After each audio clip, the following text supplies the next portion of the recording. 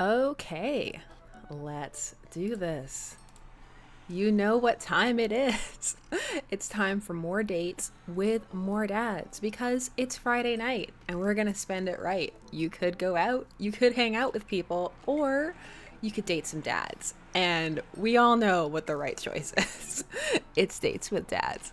So, last time, in case you missed it, it wasn't a stream, but there was a brief update date where I fixed what happened with Craig. Not because, as I said in that video, I was salty about the sea. It really wasn't that. It was all about the children's toy. Actually, I got so invested in finding Arnold that somebody asked me in the comments, they're like, "Are you okay?"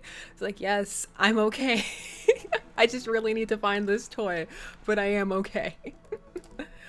So, oh, thank you. Thank you for the hair acknowledgement.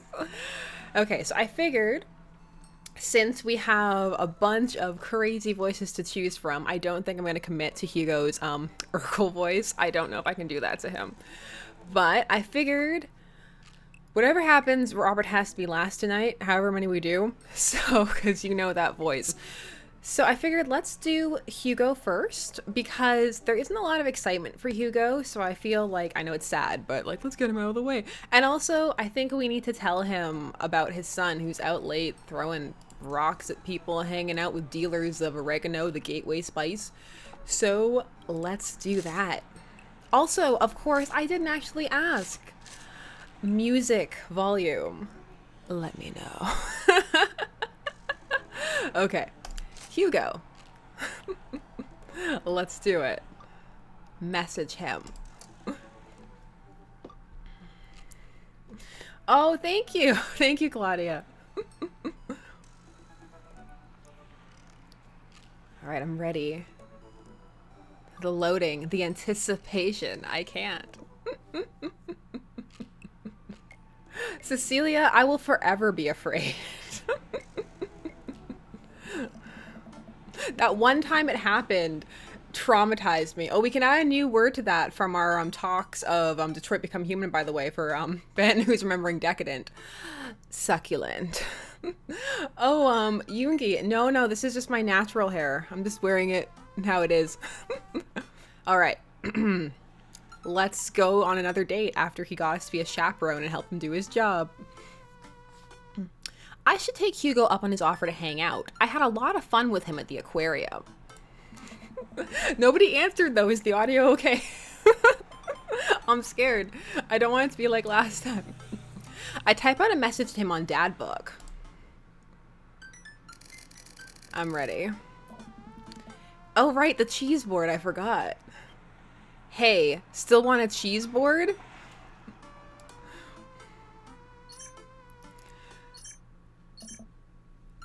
What? What are all these replies? He's a teacher gossiper.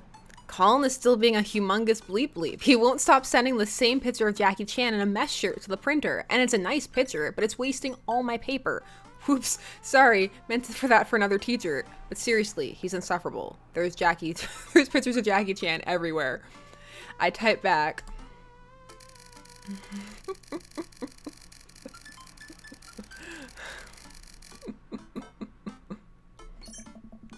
Yeah, I know, Janet. I am secretly Miss Frizzle. I was Miss Frizzle the whole time. Ha! Let me get back to you after class ends. Okay. Well, guess there's only one thing to do now. Wait for our exciting cheese board date. Ellipses. Oh yeah, have a great prom. Dad nap. I hop on the couch and turn on some Antiques Road Warriors for background noise. I got this ornate cabinet from a yard sale for $5 in 1982. To be told that it once belonged to a Confederate general is a huge surprise. This will feed my tribe for weeks. Why did I make the Wastelander Southern?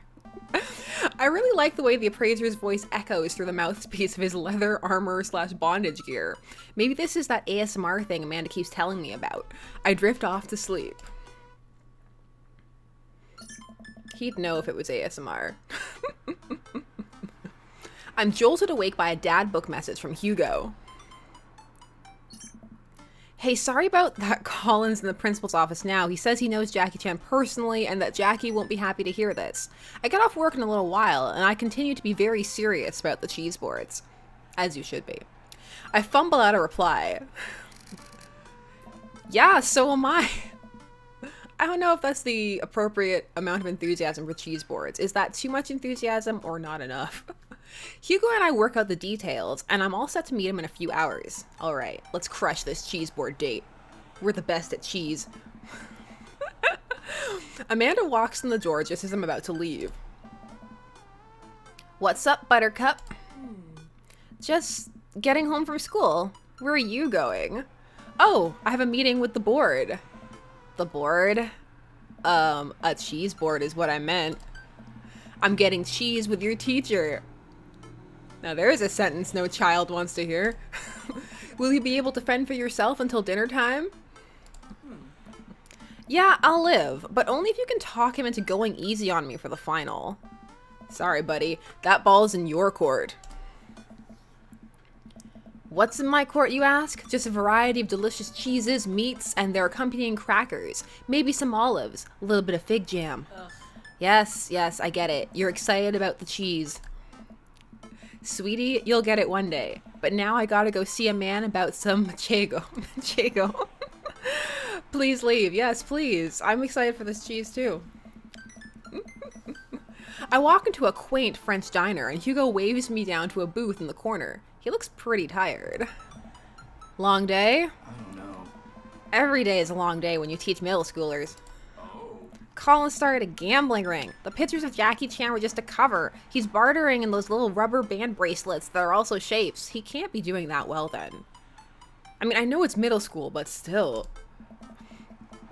Is that the one that parents think means sex stuff? Those ones, yeah, but the reports are just the sensationalist news media capitalizing on the fears of suburban parents, as usual. True that. At least, I hope. Evelyn! Yikes. Right now, I'm very ready for some fine wine and some delicious cheese. I love that I can't do this voice without scrunching up my nose. A waitress stops by and takes our order for the biggest cheese plate you have. For the love of God, just please put the cheese in my mouth, and recommends us some wine. Do you two want a scorecard for trivia? Do we? There's trivia. Yep. We're starting in a few minutes. Pretty much everyone here is playing. Well, I'm ready for trivia. We'd love to play. Right, Ethan? Yeah, sure. Save for trivia.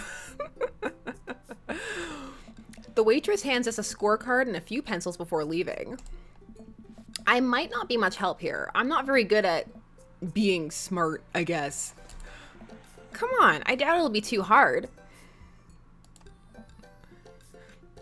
Oh, Matt. Ethan. I turn to see Matt and Brian here with their daughters, looking like they're ready for trivia. They come up to our table to greet us. Why can't this man just have a date without being crashed by all of the hot dads in the cul-de-sac? McReese. It's not a waste. Look at all this. Everybody's having a cheese board. Hey guys, you all here for the old question and answer game? Yep, we come here every week, but Brian and Daisy carry the team. Carmen Cia and I are just here for the cheese. Provolone 2, lost in New York, have been reigning champions for the last month. Provolone 2, lost in New York is a great team name. Man, Brian's great at trivia too? That raises the stakes. Great name though.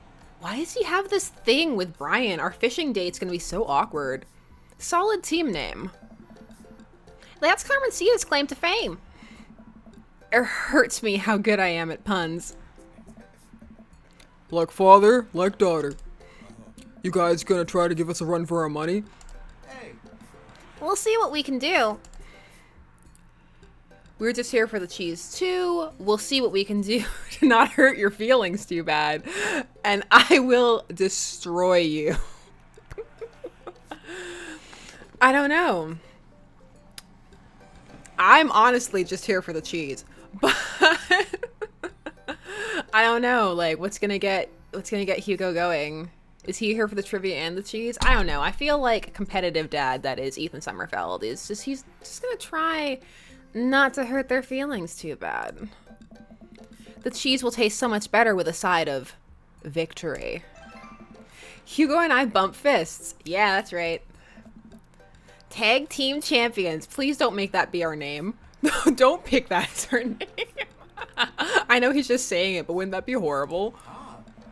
We'll have to think of a good team name, but I think this will be fun. Good luck! Brian, Matt, and their daughters head back to their table. Well, I guess we need a name. Got any good ideas? Easy breezy beautiful. Havarti like it's 1999. Ah, real monsters. Craigslist Swiss connections. I know, Heather, I know. I like the first two. I like the first two a lot. Easy breezy beautiful. Havarti like it's 1999 is like, I like Havarti like it's 1999. Like, that's good. Come on. Cause tonight we're gonna Havarti like it's 1999. That'll do just nicely. The waitress comes by with our cheese board and we revel in its glory. Already I can see a piece of cheddar with my name on it. I pair it with some strawberry preserves and slide into dairy-induced ecstasy. There's such a fine variety of cheese and charcuterie that I'm positively overwhelmed. I quick dip into the seasoned nuts, a slice of savory yet salty Gouda, or perhaps a focaccia crisp topped with honey and goat cheese. You can't play this date hungry. You just can't. I'm so happy. Hugo raises his glass at me. Oh. Cheers to cheese. Oh, hey, I don't know who it is, though. Hey. A middle-aged man in a backwards baseball cap, sunglasses, and cargo shorts jogs out of the back with the frenetic energy of a radio DJ. Everybody ready for some trivia? The restaurant cheers. Oh, man. Looks like everyone's really into this. So into it that I must save. That's what I like to hear. For those of you who don't know me, I'm Quizmaster Quinn. My actual name's Richard. I just like alliteration. More cheers. I see some... That's so mean. What they had the character just say. I see some of you brought your children here tonight. That's cool. My children won't speak to me. Why is he now just sappering again?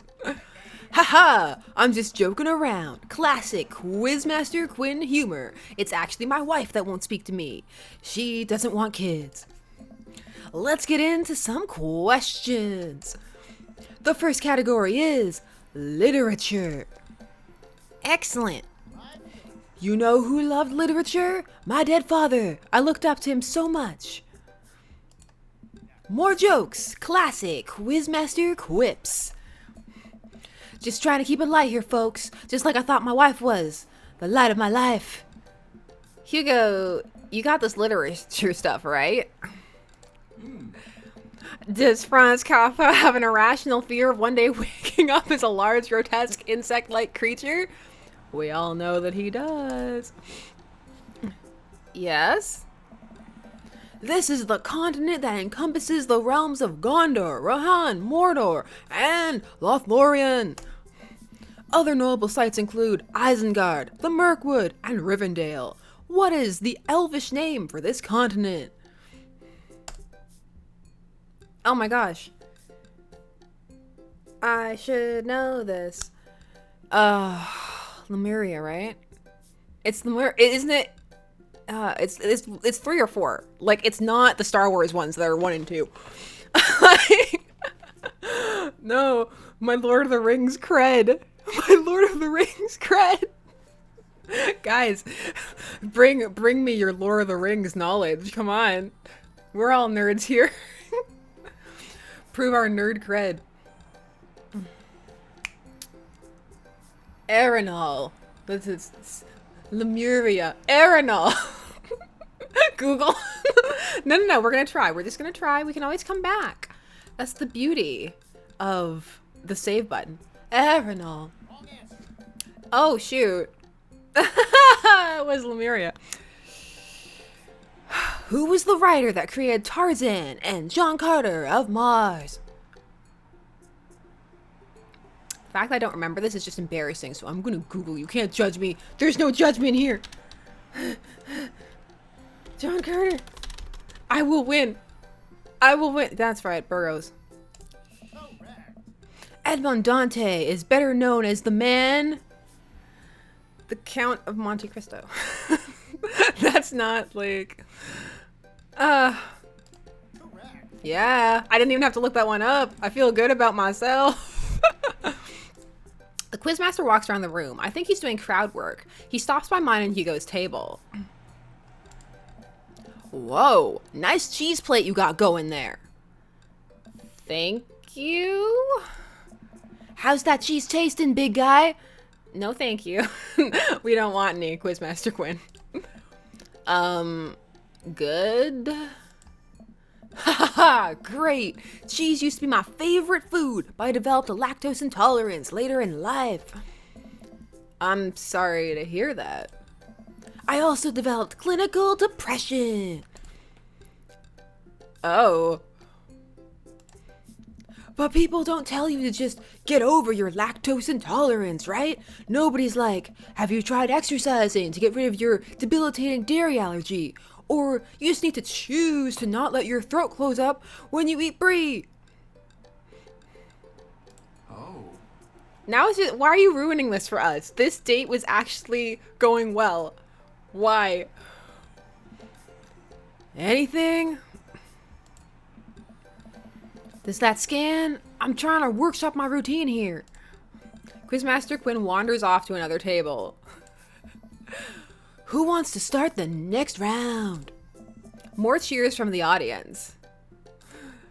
The next round is cinema. All right, give it to me straight.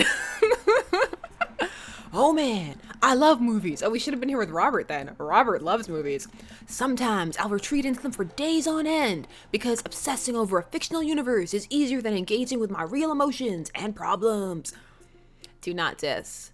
There are very real emotions and problems attached to getting engaged in a fictional universe. We all know this. Frodo Baggins, am I right? Is he okay? Oh no. I think it's just his character. I hope. How's your cinema? Oh. Spotty. I don't know a lot about movies, but if there are any questions about bad horror movies, I can be of service. That's an interesting one. It's a bit of a guilty pleasure. In Return of the Jedi, what does Luke ask Leia if she remembers?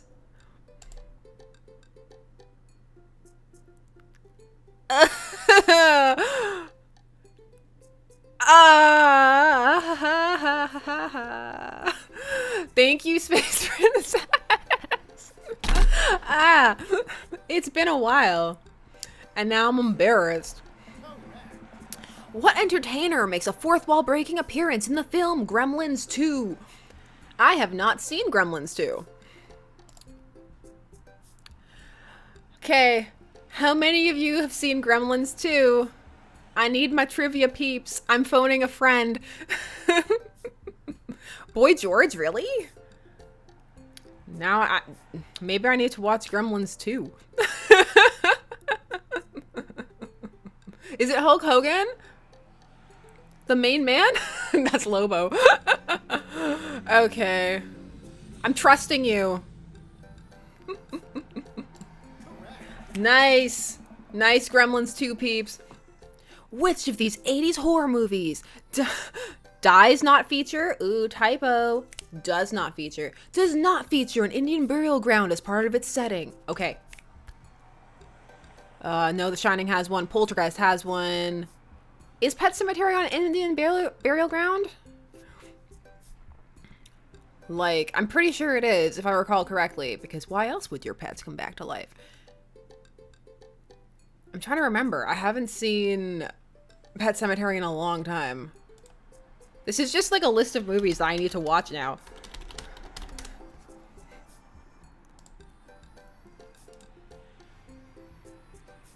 Yeah, it's Within the Woods. Also, it's just something I haven't seen.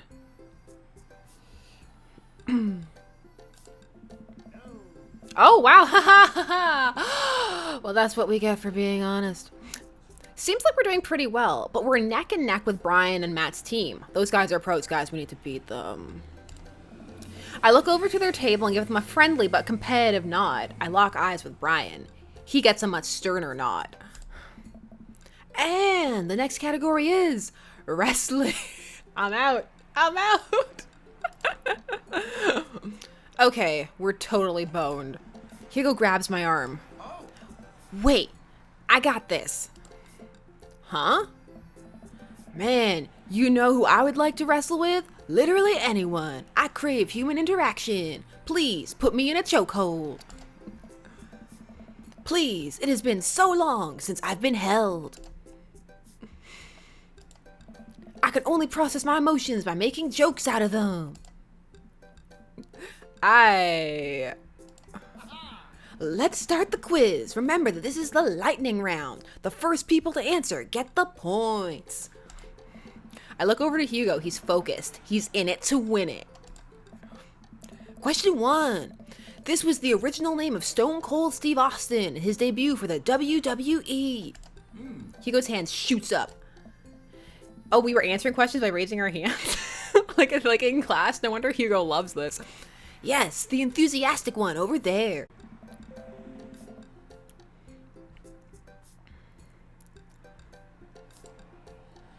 Next question. This city was the location of the first ever WrestleMania. Oh. Hugo's hand shoots up again. Hugo's got this. Why couldn't Hugo be like this for all of them? I am now so embarrassed by the fact that I could not answer some of these. I'm just like, well, I need to go home and give my nerd card back to like cut it up like in Scrubs. Oh, bye, Anya.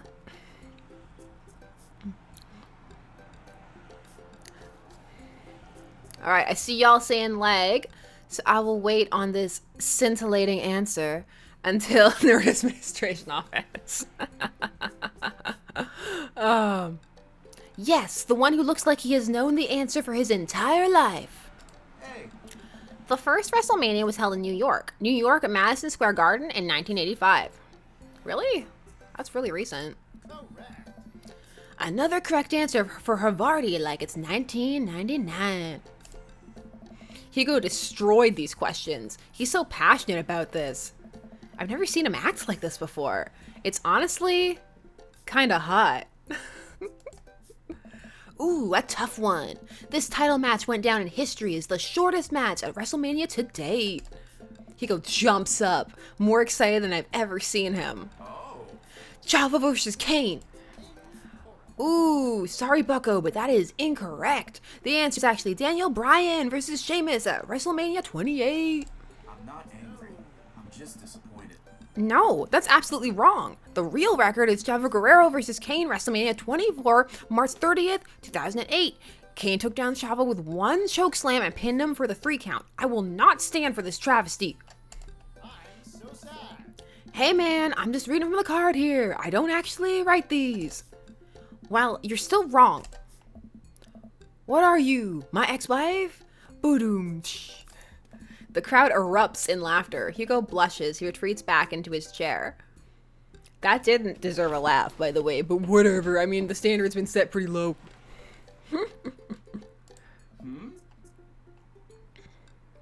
Fine. Wow, Hugo seemed really fired up about that. Where did he get this encyclopedic knowledge of wrestling? Oh gee, I wonder where. By watching it. How do you know so much about wrestling? Oh, you just pick stuff up. That sounds suspect, but it seems like he doesn't want to talk about it. I turn my attention back to the quizmaster. No, nobody should turn their attention back to the quizmaster ever. All right. Looks like we're down to the final category, and it's a close one between Provolone 2, Lost in New York. Brian and Matt high five. And Havarti like it's 1999. Hugo and I high five. We look over to Brian and Matt, Carmen, Sita, and Daisy, all playfully giving us thumbs down and stick their tongues out. I eat a big chunk of cheddar without breaking eye contact to show them just how serious I am. The final category is cool animals.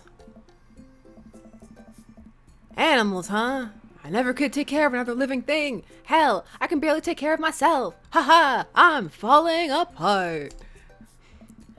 Anyway, here's the questions. The Canary Islands were named after what kind of animal? I'm afraid now. Like, I'm afraid I'm gonna pick birds. It's like, haha, it was actually dogs. Quinn is a mood. Oh. Penguins.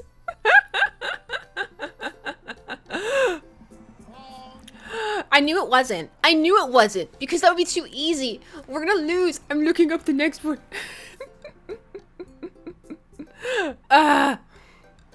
What is the last animal that appears in the dictionary? Google is my friend, but so is challenging myself and showing the world my ineptitude. Yes. Oh no, I'm becoming Quinn. Oh my god. Now I'm laughing at Quinn. It's happened. That was his goal the whole time.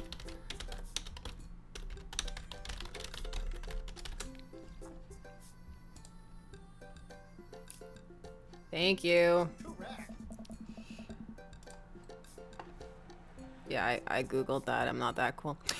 What mammal has the thickest concentration of fur in nature? Can it be the Canadian beaver? Oh, just so I can mention Canada.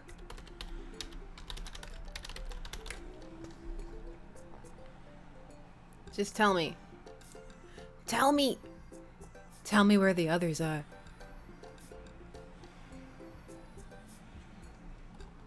So many questions.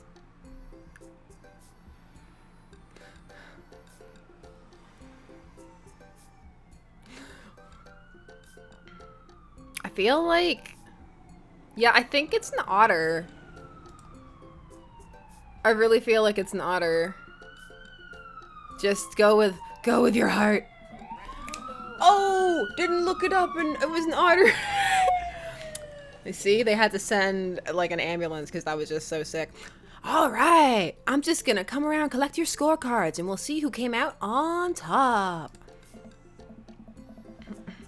Remember, the winning team gets a $25 gift card to Phil's Auto Care. If you need a car part, Phil's will fulfill all your needs. Everyone oohs and ahs. Ooh, ah. God, I want that gift card. The quizmaster goes in the back to tally up the score. I pick at what's left of our cheese plate. There's a bit of brie here that tastes absolutely divine on a cracker, with a little bit of honey and dried apricot. So, what are your plans after our big win? I'll probably retire, take Amanda somewhere tropical, drink something out of a coconut. Always wanted to do that. What about you? Probably take my winnings to Colin's gambling ring, bet it all on black, walk out of there with more rubber bands in the shape of animals than I know what to do with. Bold, but I like your style. You want the last piece of Havarti? He offered us the last piece. He's a keeper. He offered the last piece of food. Nah, that's all you. You definitely earned it. After a couple of minutes, the quizmaster jogs back into the room. Everyone immediately quiets down, waiting with bated breath for the results. Who will win the coveted gift card? I really hope it's us. So many sirens tonight. Hey everybody! We've had a great night. Lots of goofs, lots of laughs, a little bit of light crying in the back. But that's neither here nor there. It was a close game, but the winner of tonight's trivia contest is... Havarti like it's $19.99. Come on down and get your gift card for Phil's Auto Care, where Phil nominal service is... God, I can't do this anymore. Please just take the gift card. I motion for Hugo to go get the gift card, and he shyly slinks out of the booth to grab it. Slinks. He pauses for a moment and gives the quizmaster a hug with a few pats on the back. The quizmaster sobs just a little. Hugo makes a victory lap back to our table and gives me a high five. Havarti like it's 1999 is unstoppable. Havarti like it's 1999 is great. May Havarti like it's 1999 reign for 1,000 years. Hey, great work, guys. You guys did awesome. Will we be seeing Havarti like it's 1999 again next week? I look over at Hugo, who smiles. Maybe so. We make a pretty good team, huh, Hugo? Ah, Hugo blushes. Hugo's a grower. He grows on you. Hugo and I walk back towards our cul-de-sac, basking in the glow of our win and nursing our cheese-filled bellies. Man, we crushed it in there. I can't hear crush. Remember when, like, 90s slang crush was, like, crush for, like, meant sex? God, that was terrible. Finally endured the screams of young children for years on end. It's paid off. I will take my half of this gift card and use it to purchase many, many air fresheners for my car, which Ernest refuses to stop vaping in. Oh, right, your son threw a rock at us. I think I'll use my half to buy at least 2 tire pressure gauges to place in different parts of my garage. You never know when you're going to need one, and I prefer to have them within arm's reach. A fine plan. Shame about that one wrestling question, though. oh. I'm not kidding. I plan to write a strongly worded letter to whoever employed that man. More letters. Everybody in this cul-de-sac is writing letters. Come on. There's gotta be a story there. What do you mean? You didn't even stop to think. You pulled that wrestling knowledge out like you were there at the ring yourself. Oh, it's just stuff I know. Ask again. I need to know. I'm pushy like that. Hugo, I figured you'd be better at lying after dealing with every kid in school for as long as you have. It's embarrassing. Ask again. We cannot be embarrassed. Nothing is more embarrassing than not knowing the answer to some of those really rudimentary questions in that quiz, so come on. Tell us. You know it's actually embarrassing? Not being able to explain basic algebra to your daughter. You know it's definitely not embarrassing? Knowing stuff about wrestling. Hugo sighs. Oh, he likes that we pressed. He likes that we pushed. He likes being forced. Oh my god. Okay, let's stop. Let's get out of here. Let's just read the text. It's not going to go down that path tonight. It's a G-rated family-friendly stream. All right. If you really want to know, just follow me. Hugo leads me to his house at the edge of the cul-de-sac. We step inside and his house is exactly what I expected it to be. Neat and filled top to bottom with books and art. Welcome to my home. Sorry it's so messy. His house is actually spotless. I follow him down a hallway. What are we doing? Hugo opens the door and ushers me inside. It's pitch black. He closes the door behind us. Whatever, Artemis, whatever happens next is your fault only.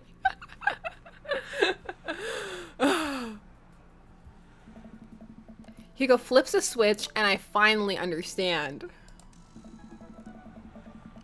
Curio cabinets packed with in-box wrestling action figures line the walls, along with posters, cardboard cutouts, and every piece of wrestling memorabilia imaginable. A giant widescreen TV sits on a decked-out media stand. I'm speechless. I look over at Hugo, who's hovering by the door, doing everything to avoid eye contact. He showed us his, like, equivalent of a nerd room. That's so sweet. It's, this is really embarrassing. This is really cool. This is the coolest thing I've ever seen. Are you kidding? Look at all of this stuff. This must have taken you forever to collect. Can I touch this? Go ahead. I pick up one of his replica championship belts and toss it over my shoulder. Do you smell what I am cooking? I think the line is, it's meatballs. Sorry, I don't watch a lot of wrestling. I just think it's so cool how passionate you are about all of this. It is sweet. It is sweet. This is a definite step up from the first date. Oh, yeah, I really, really like wrestling. He's blushing so hard right now. The thing I like about this is clearly a date. Like, him and Damien, they're both clearly dates. The other ones kind of fall into, like, this grayish area of, like, are they dates? Are they not dates? I mean, like, we'll see with Joseph's second one. Are we just full-on adultering? Hugo, you brought the wrong kind of pizza rolls again. He calls his father Hugo.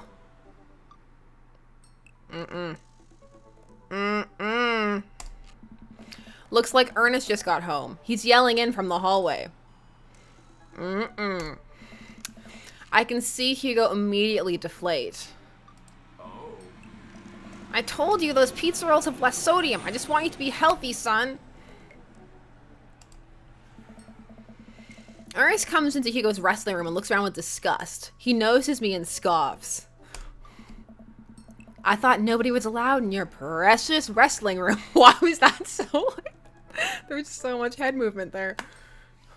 I know, Kitty. If I marry Hugo, that's not happening anymore. You can call me sir.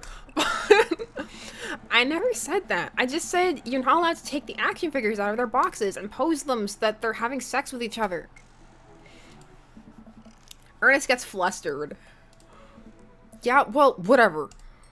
I'm gonna go throw eggs at stuff. Have fun with your stupid wrestling crap.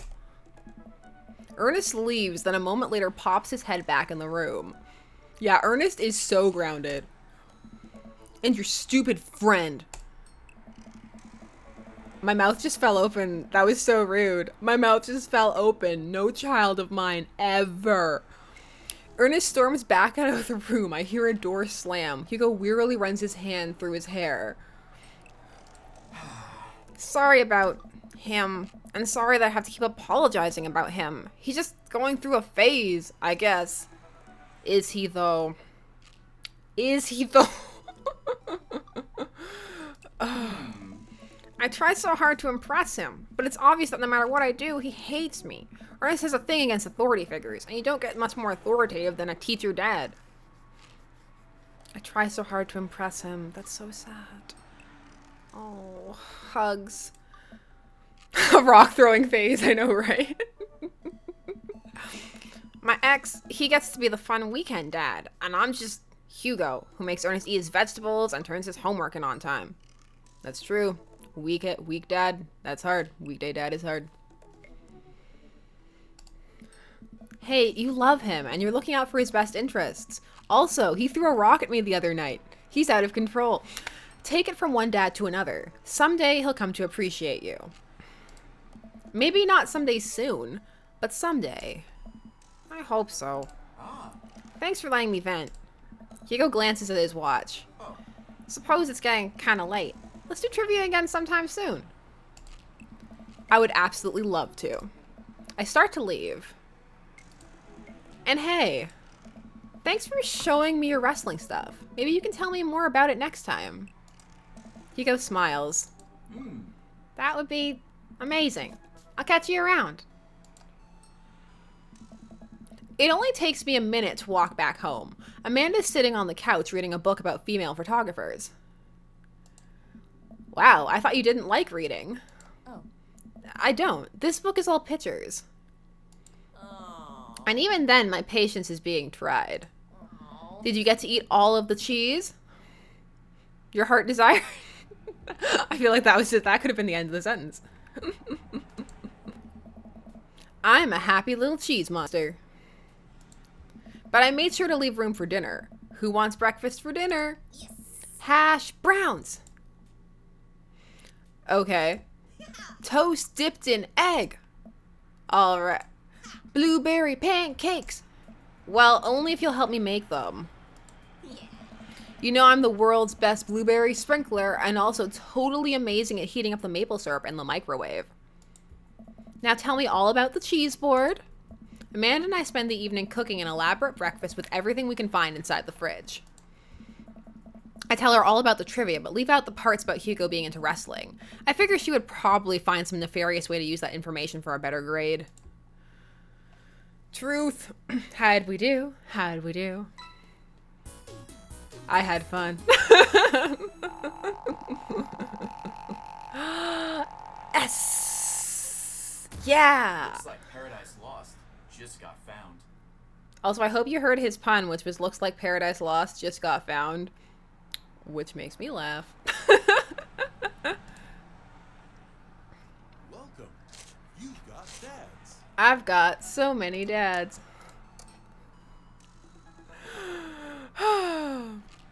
So we did that one.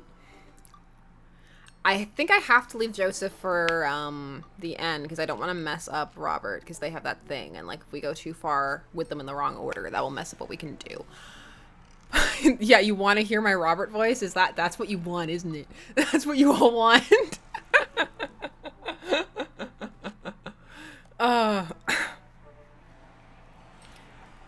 No, we can't do any of the second dates we've already done, because if we do them, then that'll be end game. So we have to complete all of the seconds, then we can end game everybody. Whew. Okay. Robert, give me Puberty Batman now. All right. The votes are in for Robert. Can I do this without laughing? Probably not.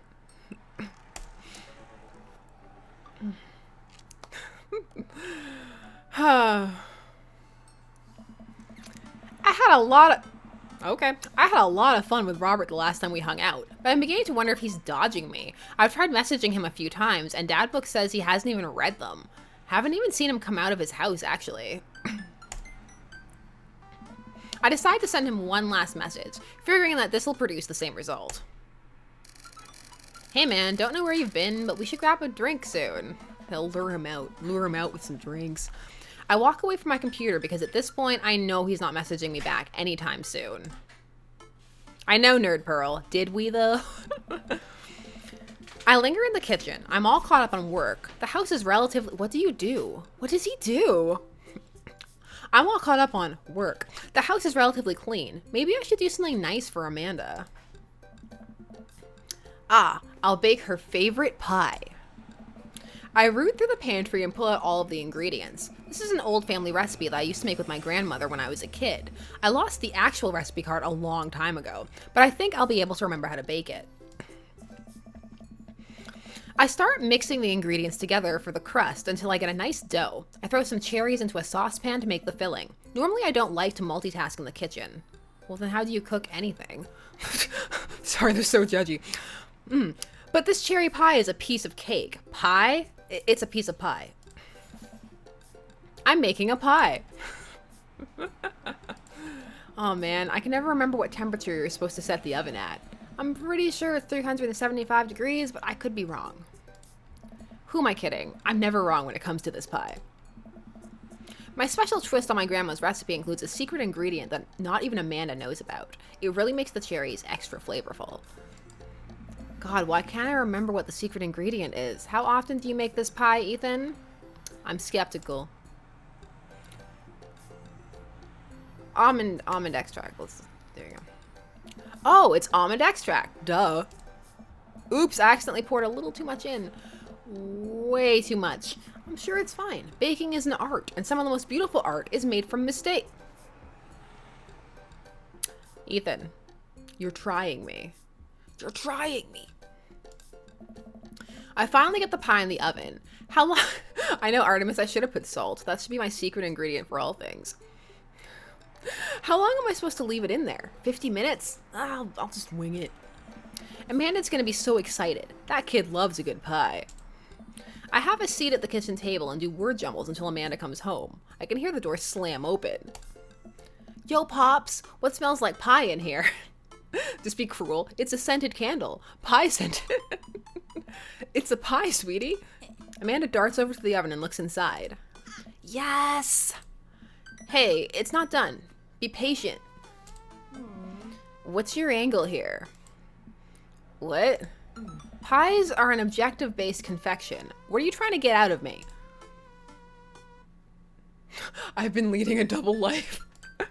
Amanda, I have terrible news for you. I'm actually a pro skateboarder, an aspiring astronaut, and bank robber. This lifestyle is calling me back, and I must go. One last job. You know how it is. This pie was the only way I knew how to tell you. Well, I appreciated the years we spent together, but a trade-up is a trade-up. Remember when you're kicking your feet up in Ibiza? Thanks for all the pie.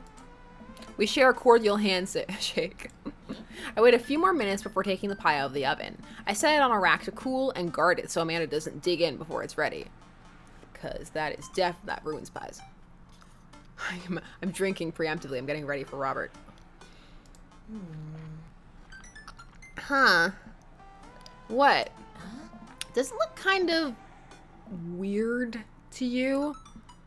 Oh, that's just me taking artistic license and what cherry pie means to me, emotionally. I'm just saying this because, you know, it seems like you might have baked this pie incorrectly. And you're currently right now trying to pass it off as a good thing. It's art, sweetie. Was it art when you accidentally baked a whole uncracked egg into the center of my 12th birthday cake? Well, Was it art when you tried to make brownies and accidentally created chlorine gas? Well, that's a bit of an exaggeration. Was it art when you... Just eat the pie, Panda.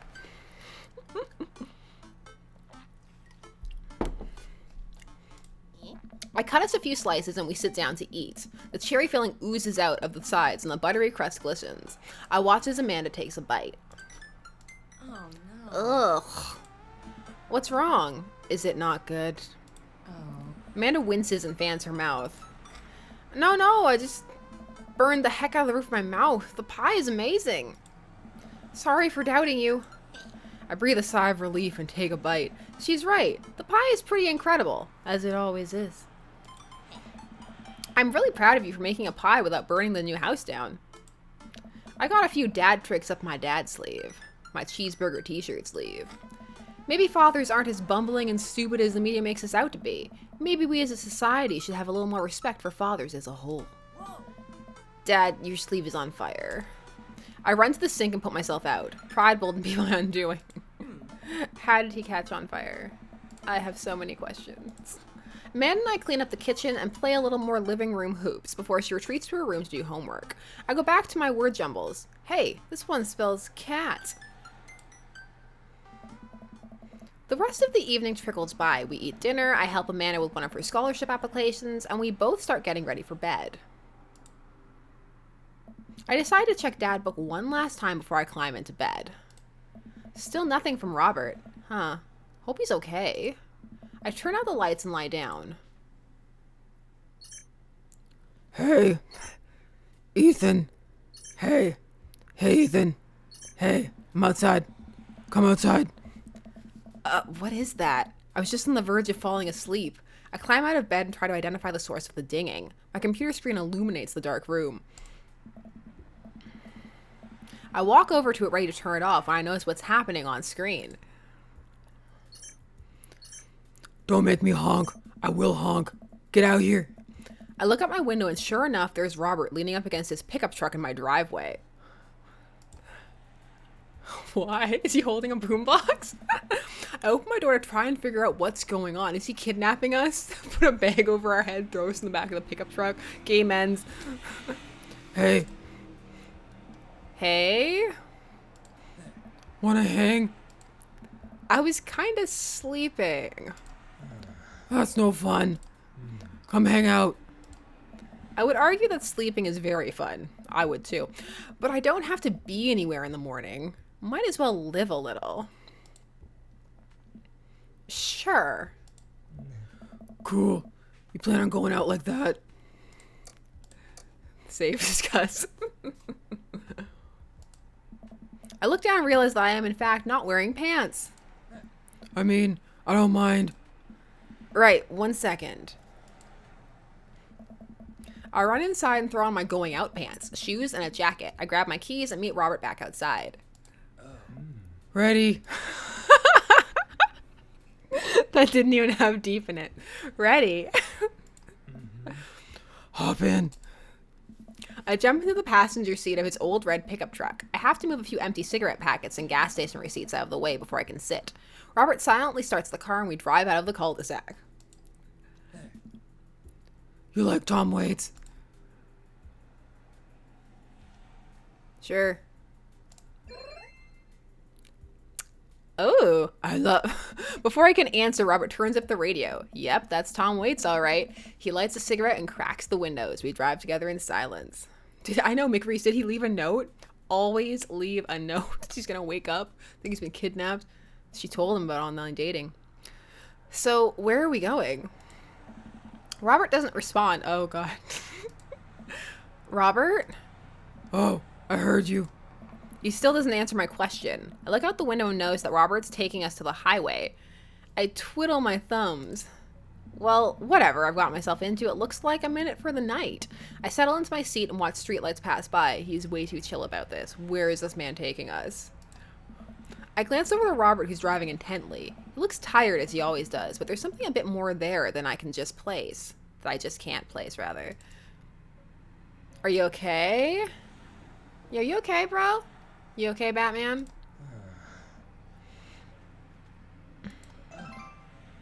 Just peachy. Oh, he appreciates that we asked. We're doing very good on this Robert date. Stop looking so nervous. I'm not nervous. I'm a little nervous. Just hang on. We're almost there. Almost where? I have no idea where we are. I think we're moving at a slight incline, but I'm not so sure. Yeah, that's right. His parents are dead. We eventually come to a stop. Robert gets out of the car and I sit for a second, unsure if he wants me to get out too. What are you waiting for? I hastily exit the car. Robert sits on the bed of his truck and pats the space next to him. I sit down and take in the view. We're on a hill overlooking the city skyline against the bay. The cool night air rustles some trees near us as lights blink in the distance. Off to the side, I can see an entrance to a dense forest. Don't go into the woods. Don't go into the woods. Man, it's all so gorgeous and frightening. This is where I come to masturbate.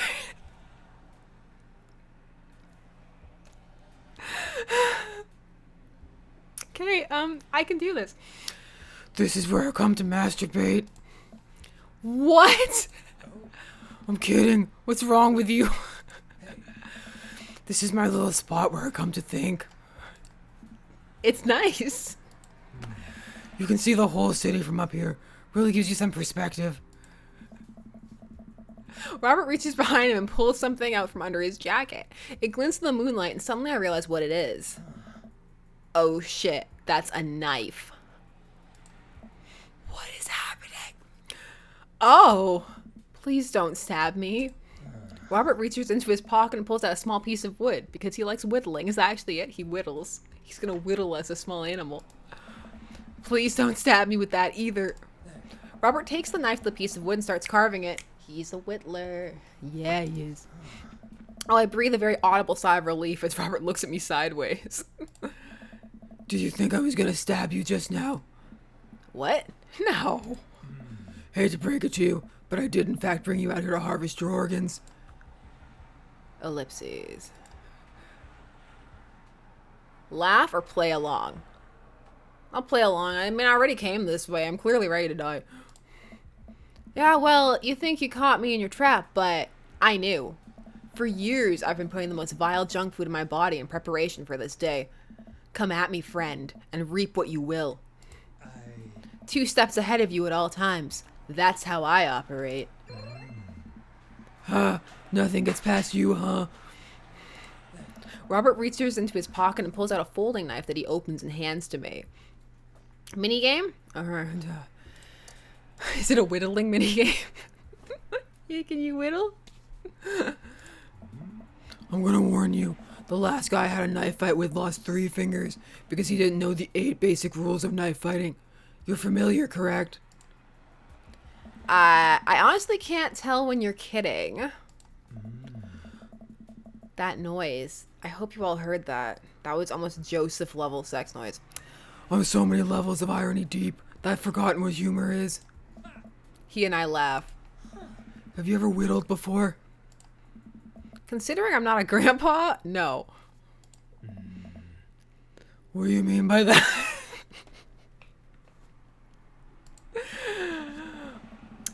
Well, I just thought that you would have a block of wood shipped to you along with your first social security check. It's time to play in the woods, I know, right?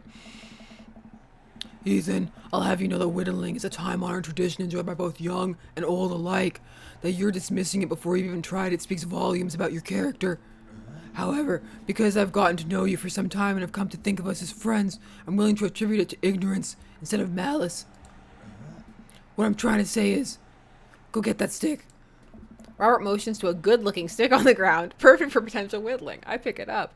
That's a good-looking stick.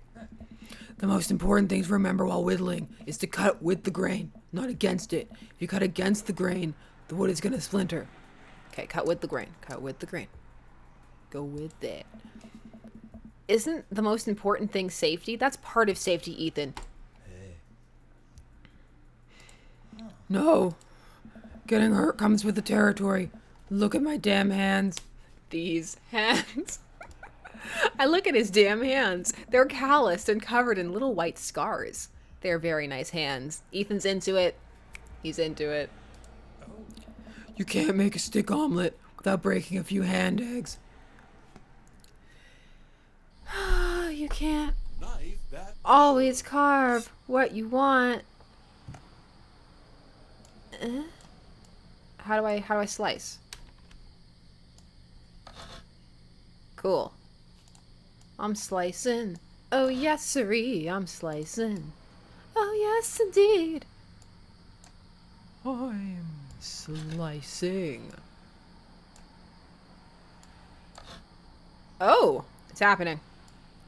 I'm slicing up. I want the world to know. Gonna let it whittle.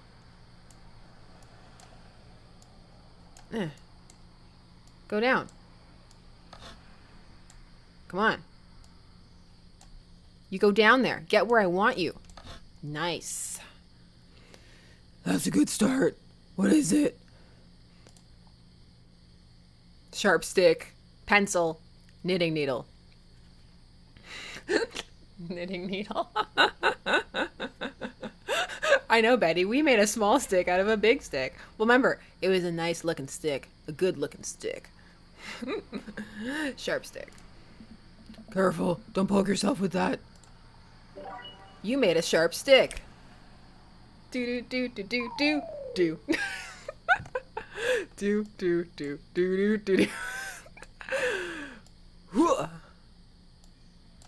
You're the best around. Nothing's gonna ever keep you down. Huh. I'm enjoying this way more than I should. Huh. Eh. Okay, get that knife down. Get it down. Turn the stick. Eh. Nice. Tell me about this one. Popsicle stick, tongue depressor, flatworm, tongue depressor. Let's get weird with it. I should put that in my first aid kit. Never know when you might need one. Yeah. Hey, you're injured. Thank God I've got my tongue depressor. You made a tongue depressor. Yay! Funnest minigame. Cut with the grain. Only real whittlers can master this level of whittling so quickly. Wah! Nyeh. Uh-oh. Oh no, it's down there. It's down there. We're still okay. We're still okay. It's still beautiful. It's still beautiful. Come on. Get down there. Nice. Nice. What's the story here? Toothpick, bubble popper, something to make me look tougher. I'm already tough enough. Look at me whittle. Toothpick. You realize that you could have just picked your teeth with the knife. Safety first. You made a toothpick. More whittling. All right. What are we gonna make? What kind of stick we gonna make next? Whoopah. Stop spinning. Nice. Okay. We don't need that. We just need the good part of the stick. This is a good looking stick. Good looking stick. Come on. It's a good looking stick. Let it happen.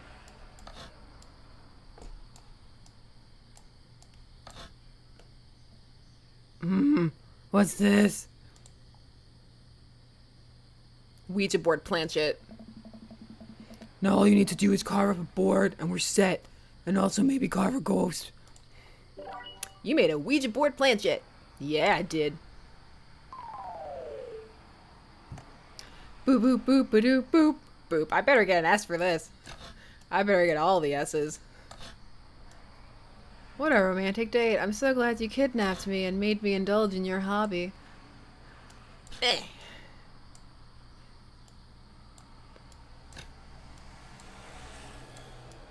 Get low. That's a good, satisfying sound. Nice form. What's it supposed to be? It's you! Louisiana, a self-portrait.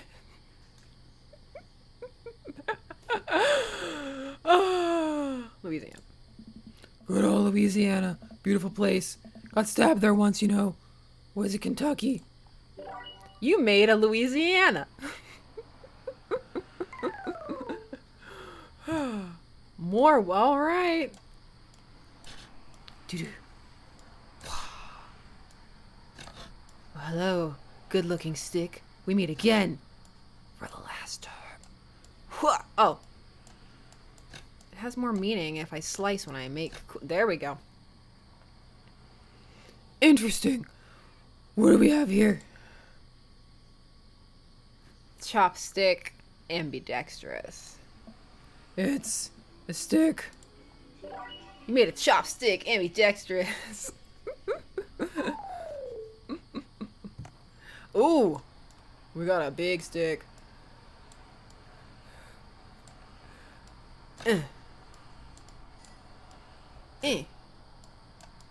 What will it be? There's a beautiful thing inside. For we are sculptors, creating beautiful sticks. It must reveal its true form. This is not even its final form. He's gotta do something really impressive next, like an Easter Island head. And on a high.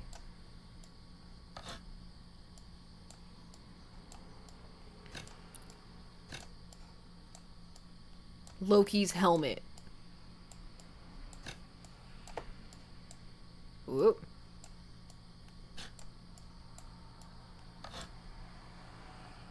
If you keep this up, you'll be a whittling pro in no time. It's a new friend. Real friends go out to the woods and whittle together. He's beautiful. I'm happy for you. You made a new friend. Yeah, I did. How much more must I whittle? How much more? Why must I toil like this? What have I done? Ha. It's actually very zen, though. This is the most zen of the minigames. Like, there's no stress. Like, just let the knife fall and then you're fine. Ooh.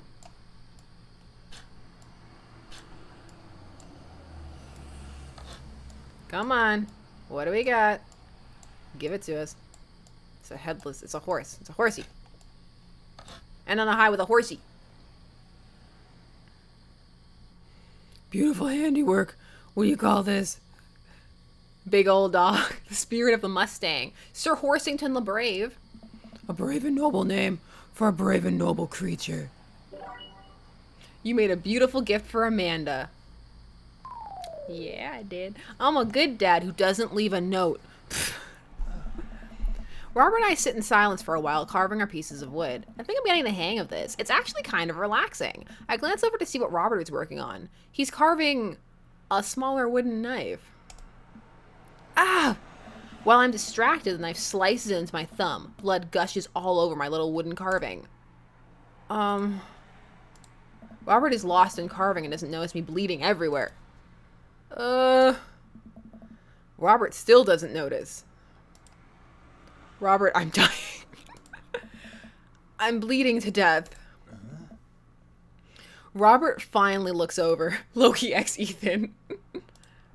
He reaches into his jacket again. Jesus, how much stuff does this guy keep in there? And pulls out a red bandana. He wraps it around my thumb. Hold tight. He hops off the truck and I can hear him rummaging around in his car. He comes back a moment later with a well-stocked first aid kit. But does it have my tongue depressor in it? Because then it's not fully stocked. Robert carefully wipes all the blood off of my hand and swipes a bit of the antiseptic onto the cut with surprising gentleness. He places a bit of gauze on the wound and wraps it all up. You okay? Yeah, I'm good. He hands me what's left of the tube of antiseptic. Make sure to keep that cut clean. It's oddly touching and a little sexy. I like that this is a question, like, hot? Robert's jacket x Damien's cloak. I love that merpug. I love that so much. Make this crack ship happen. I guess I'm a real whittler now. That you are. Be careful, though. They're attracted to the smell of blood. Wait, what? What's attracted to the smell of blood? Cryptids. Tons of them out here, you know. Oh, good reference. I like it. Cryptids? Like Mothman and stuff? Mothman is bullshit. But yeah, this town's a hotbed for cryptozoological occurrences. You're joking. Oh, how I wish I were. I'm a skeptic myself. Or at least I thought I was. There are things in these woods that we can't possibly comprehend. It's just Slender Man hanging out with Lummy. I think about my entire time in the city, aside from the occasional stray coyote. I don't think it's too bad. You ever hear of the Dover ghost? I don't think so. Well, let me tell you a story. Please don't, Robert. No. I was out in the woods here on a weekend camping trip with Betsy. You don't know Betsy, but she's a big pup, pitbull, real intimidating. I feel safe around her. First night goes without incident. I get some solitude. Betsy gets to pee wherever she wants. All good stuff. Second day, I get an idea into my head that I can hike deeper into the woods. Probably against my better judgment, but hey, we're just having a fun camping trip, right? So me and Betsy start marching in the morning. It gets a little late and we set up camp, but it's different this night. Real quiet. I can't hear the birds. I'm dying. Oh, have fun at the prom. The crickets, the squirrels, nothing. Dead silent. Then it happens. I hear the most unholy growl I've ever heard in my life. Right outside my tent. Can't. Me and Betsy, we go to investigate. We look around the clearing. Nobody's there. Why, Robert? Why is this the longest story of life? Clearly we need water. Batman's thirsty. Huh. But there's this feeling. Not sure if I can describe it. I know someone, something is watching us. Betsy, though, she's scared. Never seen her like that. And when she's scared, I know I should be too. and then I see it in the distance. A man. But if something, Oh, God, I can't do it. if somebody that didn't know what a man was supposed to look like, it just looked wrong. Big arms. It's Slender Man. It is Slender Man. It is just the Slender Man. Then it disappears. I hear one yelp from Betsy. I turn around to check on her, but she's gone. Into thin air. I didn't sleep in the tent that night. I don't think I've slept ever since. You're lying, or that's terrible? I don't know. I just need to not talk Robert for a bit.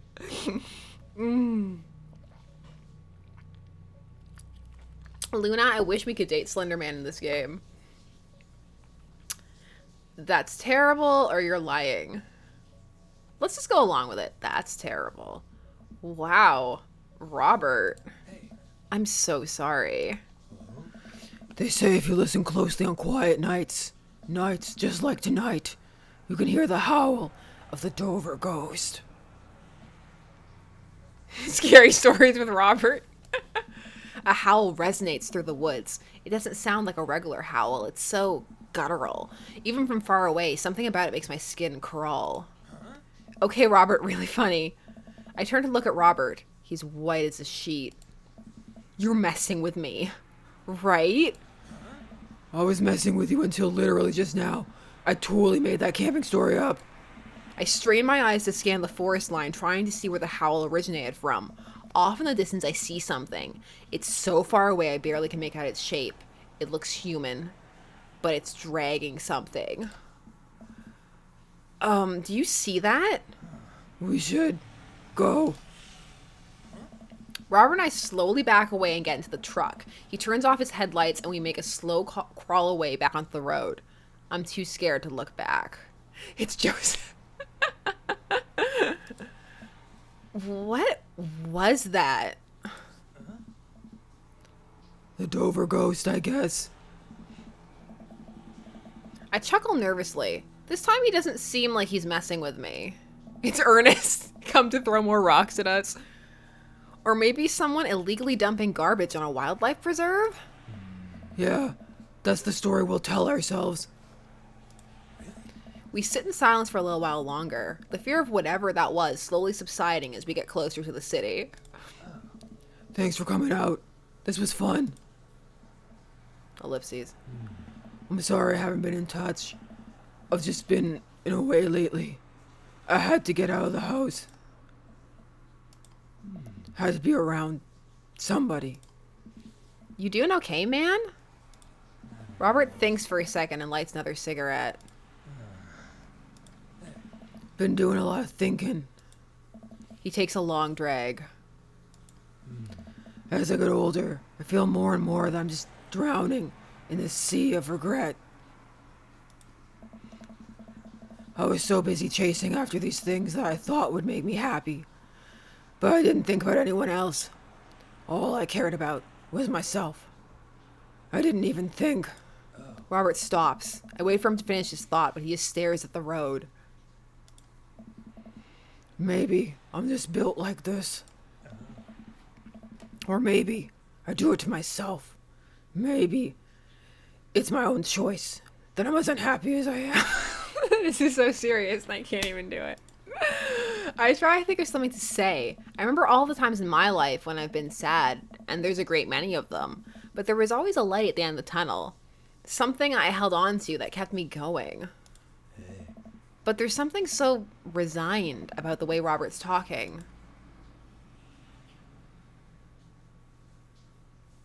I'm glad you told me. It must have taken a lot for you to want to tell somebody this. You're a mysterious guy, Robert. You don't have to be. Do you ever wish you were a better father? Whoa. I think about it for a second. All the time. You can read all the parenting books you want, but nothing will ever prepare you for raising a child. There's so much stuff I regret, or wish that I could have done better, but I don't have the answers. I don't know if anyone does. It's funny. I look at you and your relationship with your daughter, and it seems perfect.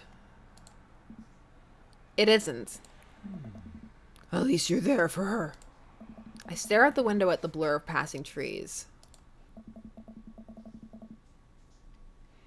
I just hope I'm a better father to my kid than my dad was to me. What did your dad do? It's more about what he didn't do. He was quiet, stoic. Don't think he ever once told me that he loved me. He cared more about his work than he ever did about me or my mom. Yeah, Robert has a kid. It's just his kid is older. She's grown. Do you hate him? No, I used to. But after I became a parent, I just kind of felt bad for him. He messed out my whole childhood. When I think about all the happiest moments in my life, they're all with Amanda and Alex, and he just wasn't there. It hurt like hell when I had to leave him to die in that Belarusian prison. What? I turn and smile at him. No, he's retired in Florida with my mom. We go there every Christmas. We both break out into laughter. He pats me on the shoulder. We drive the rest of the way in silence, listening to the radio and watching the bright lights of the city grow bigger. Robert drops me off at my place. As I'm about to close the passenger door, I realize I still have Robert's pocket knife in my jacket. I pull it out and offer it back to him. You hold on to that. Never know when you might need it. Night, Robert. Have a safe drive home. I promise to stab Joseph with this knife later. Yeah, we're getting all the aubergines. I wonder if we are on the road to the cult plot. I mean, I know there's no really good Joseph ending, but like, we'll see where we end up. Don't worry, we'll do all of the endings. We will see all of the outcomes. Getting ASMR in here. Robert smirks, then pulls away. He then immediately pulls into his driveway, which is run over from mine. He gets out and waves. I tiptoe into the house, careful not to wake Amanda up. Whoa, where'd you come from? I look around and spot Amanda coming out of the kitchen with a glass of water. I thought you were sleeping. Oh, Robert woke me up to go cryptid hunting. Dream Daughters. I'd play it. You know the Mothman is bullshit, right? Amanda, You know what? It's fine. I think about the conversation I had with Robert in the car as Amanda starts walking towards her room. Hey, Amanda. She stops. I love you. It's weird when you say it outright and sincerely like that, but I love you too. Night. I chuckle to myself, then finally decide to go to bed.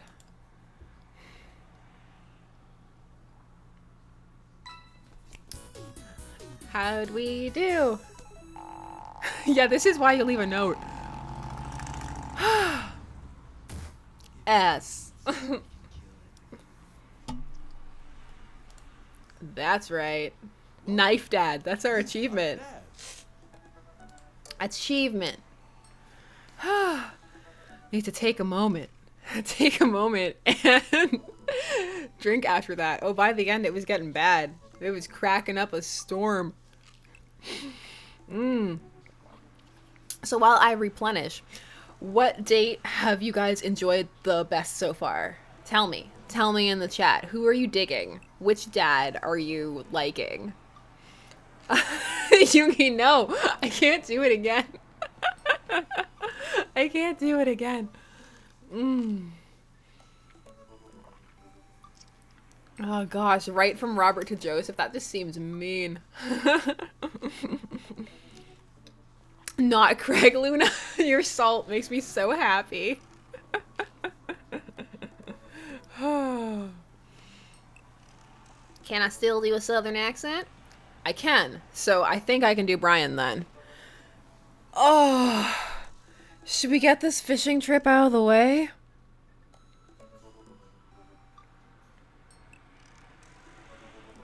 Like, should we just do this, like, what is this competitive fishing trip? The unhealthy competitive thing that is allegedly romantic?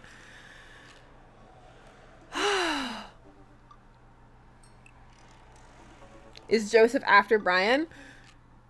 Yeah. Joseph also has a deep voice the way I do him, so I need to rest my voice up a little bit before I dive. And everything just sounds wrong. Nothing is right anymore. Everything is sensual.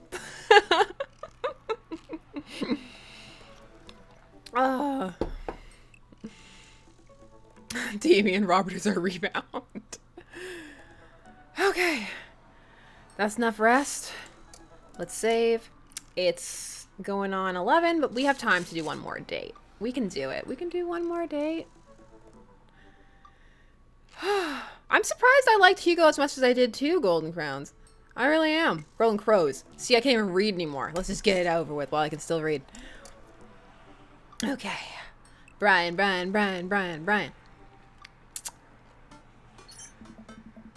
Oh, I have a message from Brian. Hey, Daisy and I are gonna go fishing tomorrow. Are you in or out? Oh no, I've been dreading this day. I accidentally boasted about my abilities as accidentally. That was purposeful and deliberate. I accidentally boasted about my abilities as a fisherman to Brian, and now he's challenging me to another dad-off. I've been doing my fishing research online. Yeah, because that'll help. But I'm nowhere close to being an expert. Still, though, I have to accept. Galaxy Cat, I really do agree. It would be, like, if it was more flirtatious, maybe, but this is just like, I will one-up you. I typed back to Brian. Sounds great, man. The lying. Super excited to catch all those fish. Make sure your mower is in good working order because you're going to be all over my lawn this weekend. That'll show him. Brian responds back, letting me know that tomorrow he'll pick us up at an hour I'd previously forgotten existed.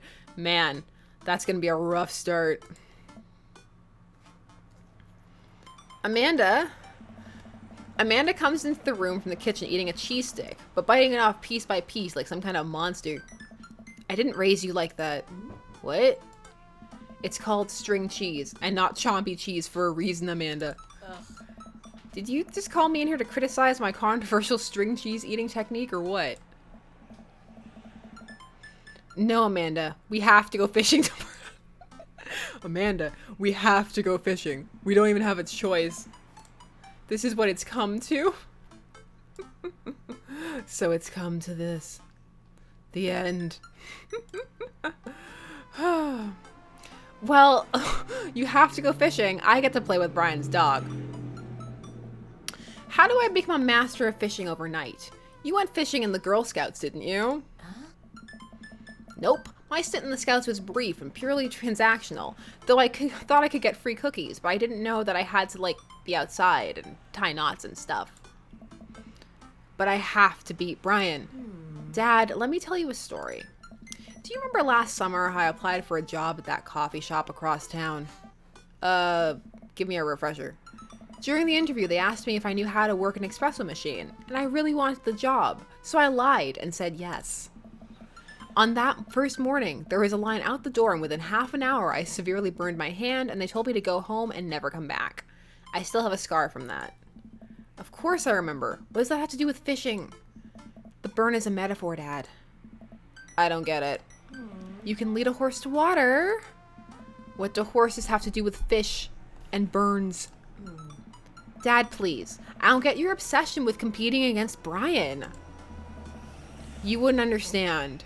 It's a dad thing. Please try explaining it to me. Okay, Brian's just... He just thinks that he's so much better than me. He purposely reminds me of that whenever he can. It's like he has to one-up me. I have to beat him at his own game. Romantic. Isn't that romantic? It's not.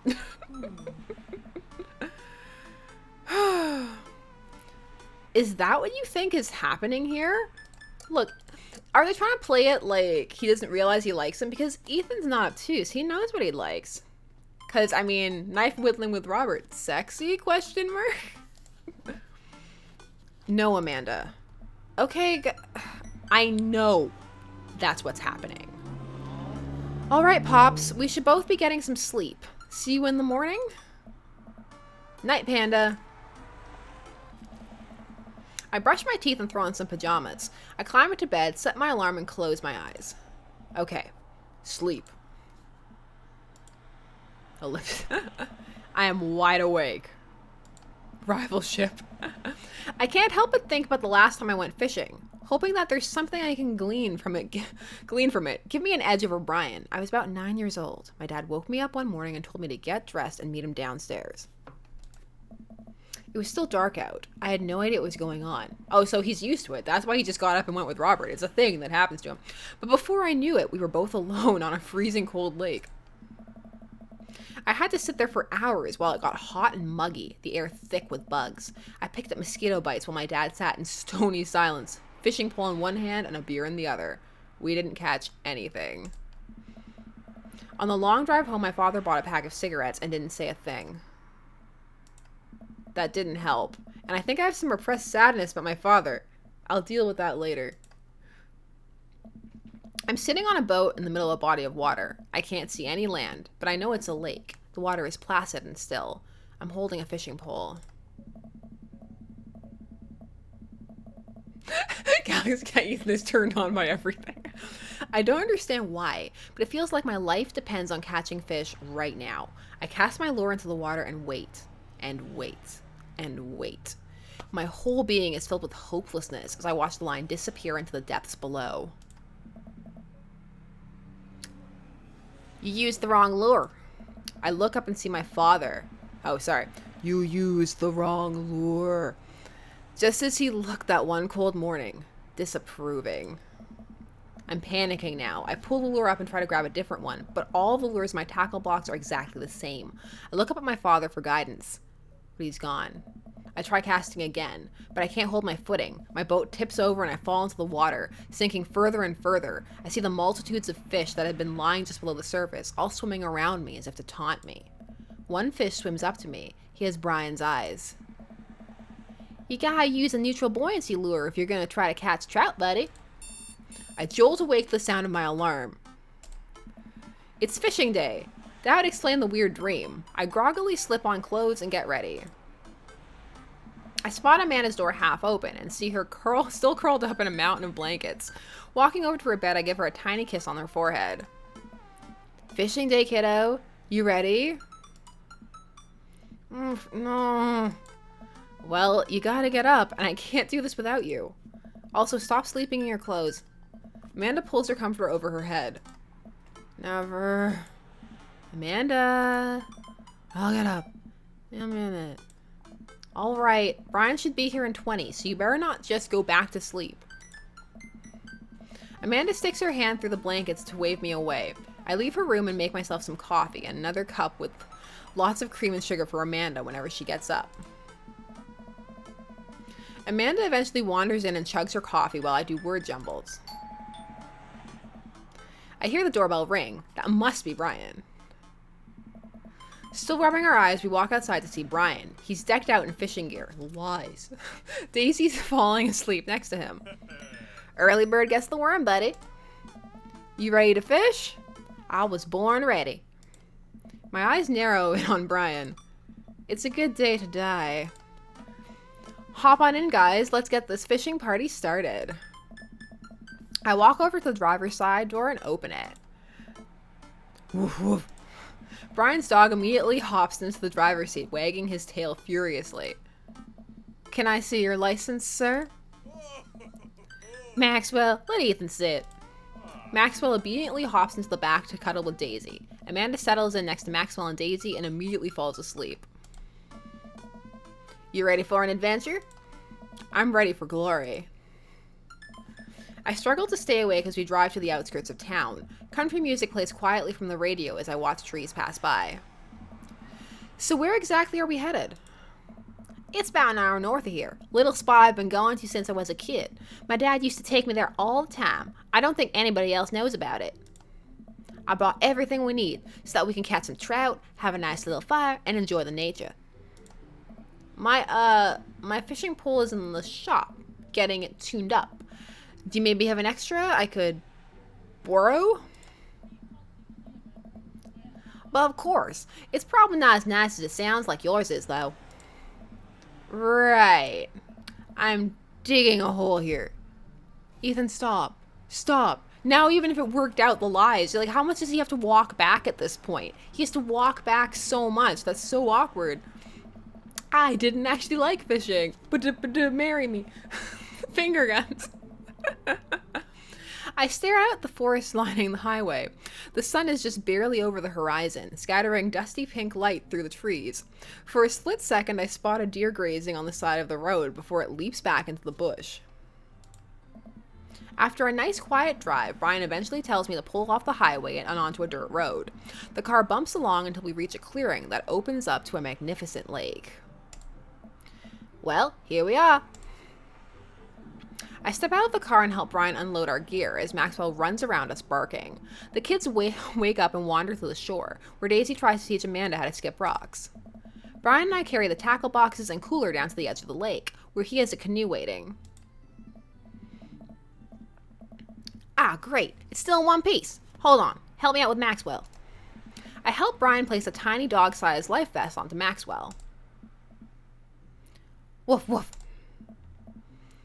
All right, your turn. Brian hands me a lime green life vest. Maybe if I fall in, you'll save me. I can swim, thanks. No thanks. All of these options are terrible. All of these are terrible. Like, maybe if I fall in, you'll save me. It's really flirtatious, but to me, I don't feel like they have that relationship, so it's not an option that I want to pick. I can swim, thanks. Everybody should wear a life jacket. Both the bottom ones, you have to wear a life jacket. Like, I have to pick the first one because the bottom two just aren't options for safety. Like, doesn't matter if you can swim. Life jacket. Life jackets for everyone.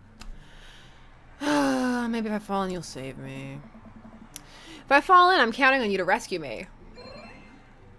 See? But I didn't want that. I don't want this. Suit yourself. It's one by default because the other options aren't safe for fishing. Triggered. Brian turns to Amanda and Daisy, who are still skipping rocks. You kids want fish? Ugh. I'm good with just throwing rocks into the water, which will disperse the fish. Amanda hurls a rock into the pond with gusto. Yeah, take that, water. Amanda, you're supposed to be skipping them. Is that what we're doing? Daisy, don't you want fish? Oh. I think catching fish is kind of inhumane. We're gonna go explore in the woods and look at bugs and stuff. Better option. It is the better option. Ugh, don't sneeze. Don't sneeze on the stream. All right, be safe. Don't go too far. There's cryptids in these woods. And Joseph's kids.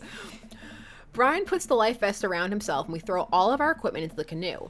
Maxwell happily jumps in and takes his place, looking out over the front of the boat. I get into the canoe as Brian shoves off. We paddle together to get ourselves in the middle of the lake. Most freshwater fish usually feed at dusk and dawn, which is why I had to get you up so early. Yeah, I know. That's pretty common fisherman knowledge after all. Fisherman knowledge that I am knowledgeable about. Still a gambling man? You know it. Let's see who can catch more fish. You can catch more than one? Sounds easy enough to me. What's on the line? Besides all the fish I'm gonna catch. Hey-yo. Obviously. I was thinking something a little more high stakes than mowing the lawn. Custody of our children. More than that. Let's say, if I win, I get your weed whacker. The Whackmaster 2000? That's a limited edition. But if you win, you get my pole saw, the Reaching Cut 3000. The cordless version? That's the one. Whoa, the Reaching Cut 3000 is state of the art. My weed whacker is a prized possession. But there are those hard to reach branches at the back of the yard that have been begging for a pruning. They've been begging for a pruning. You're on. We shake on it. I suddenly remembered that I don't know how to fish. My foolish fatherly pride will one day be my undoing. I watch as Brian tries the lure and does some stuff. I can't quite follow with his fishing pole. He casts it into the lake. Oh boy, now I have to do that. I stare down at the tackle box and at the pole in my hand. Put some bait on the hook. Stretch before physical activity. He just hears Craig in his mind. Always stretch. Put some bait on the hook. See, but that's just because I know, not because Ethan knows. This game is forcing me into this. The game is forcing me into this. I fish a worm from the styrofoam container Brian bought. It's slippery, but I think I can get onto the hook if I just focus. Oh god, I'm bleeding. Oh god, the blood's everywhere. The worm is not on the hook. Need some help? No, I meant to do that. The blood attracts the fish. They can smell it up to a mile away, you know. Okay. I think that's sharks. No, it's definitely fish. Now what? Tie a knot or something. Perform fish mating call. What is a fish mating call? I saw the stupid bird call. Caw. Meditate. He should meditate on his life choices that have led him to this moment, lying about fishing. This could have been fun. He could have said, I don't know, but I'd like to. And then he could have taught him, and they could have had a good time. Tie a knot or something.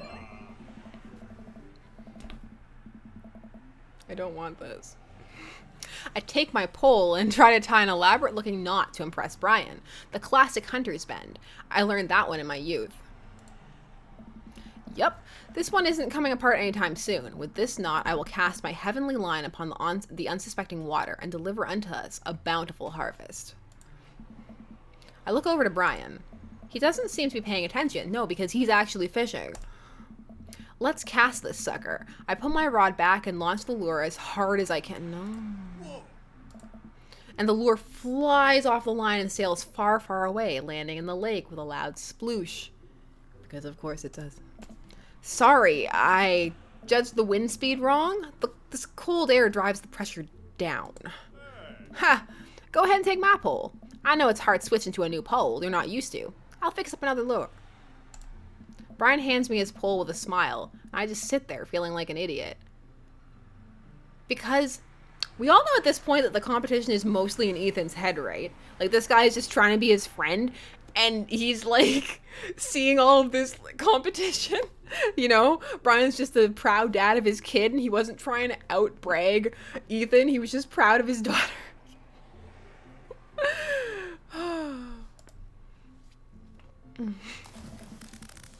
Fish, fish, fish. Fishing around here is easy. They group up. All you gotta do is line up 3 of the same species and reel them in. Okay. I need to match 3 of the same species. I can't tell which fish is which. I've already got a match. I see one. Match that fish. Match that fish. Oh yeah. I'm matching fish.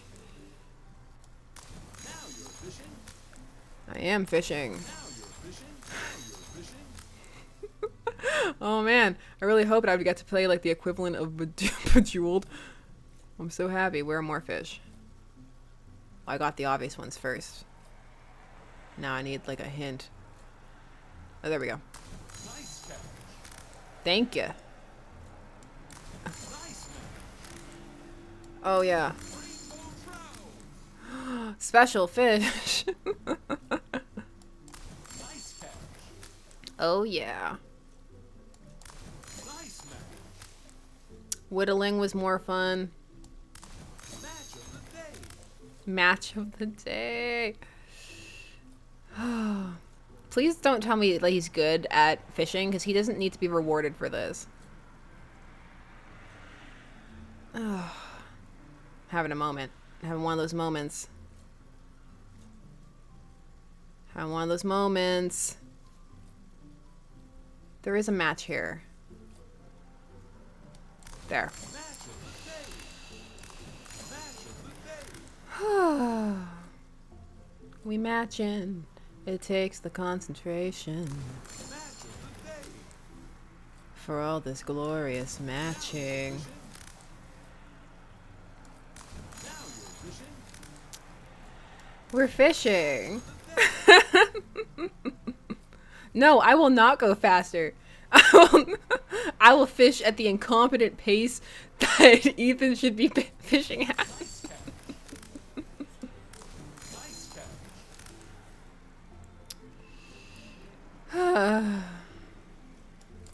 Nice catch. S plus.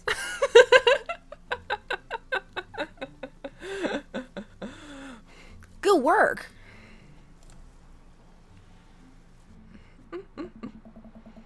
Wow, this is way tougher than I thought. I look over to Brian, who's smiling and obviously enjoying his time out here on the lake.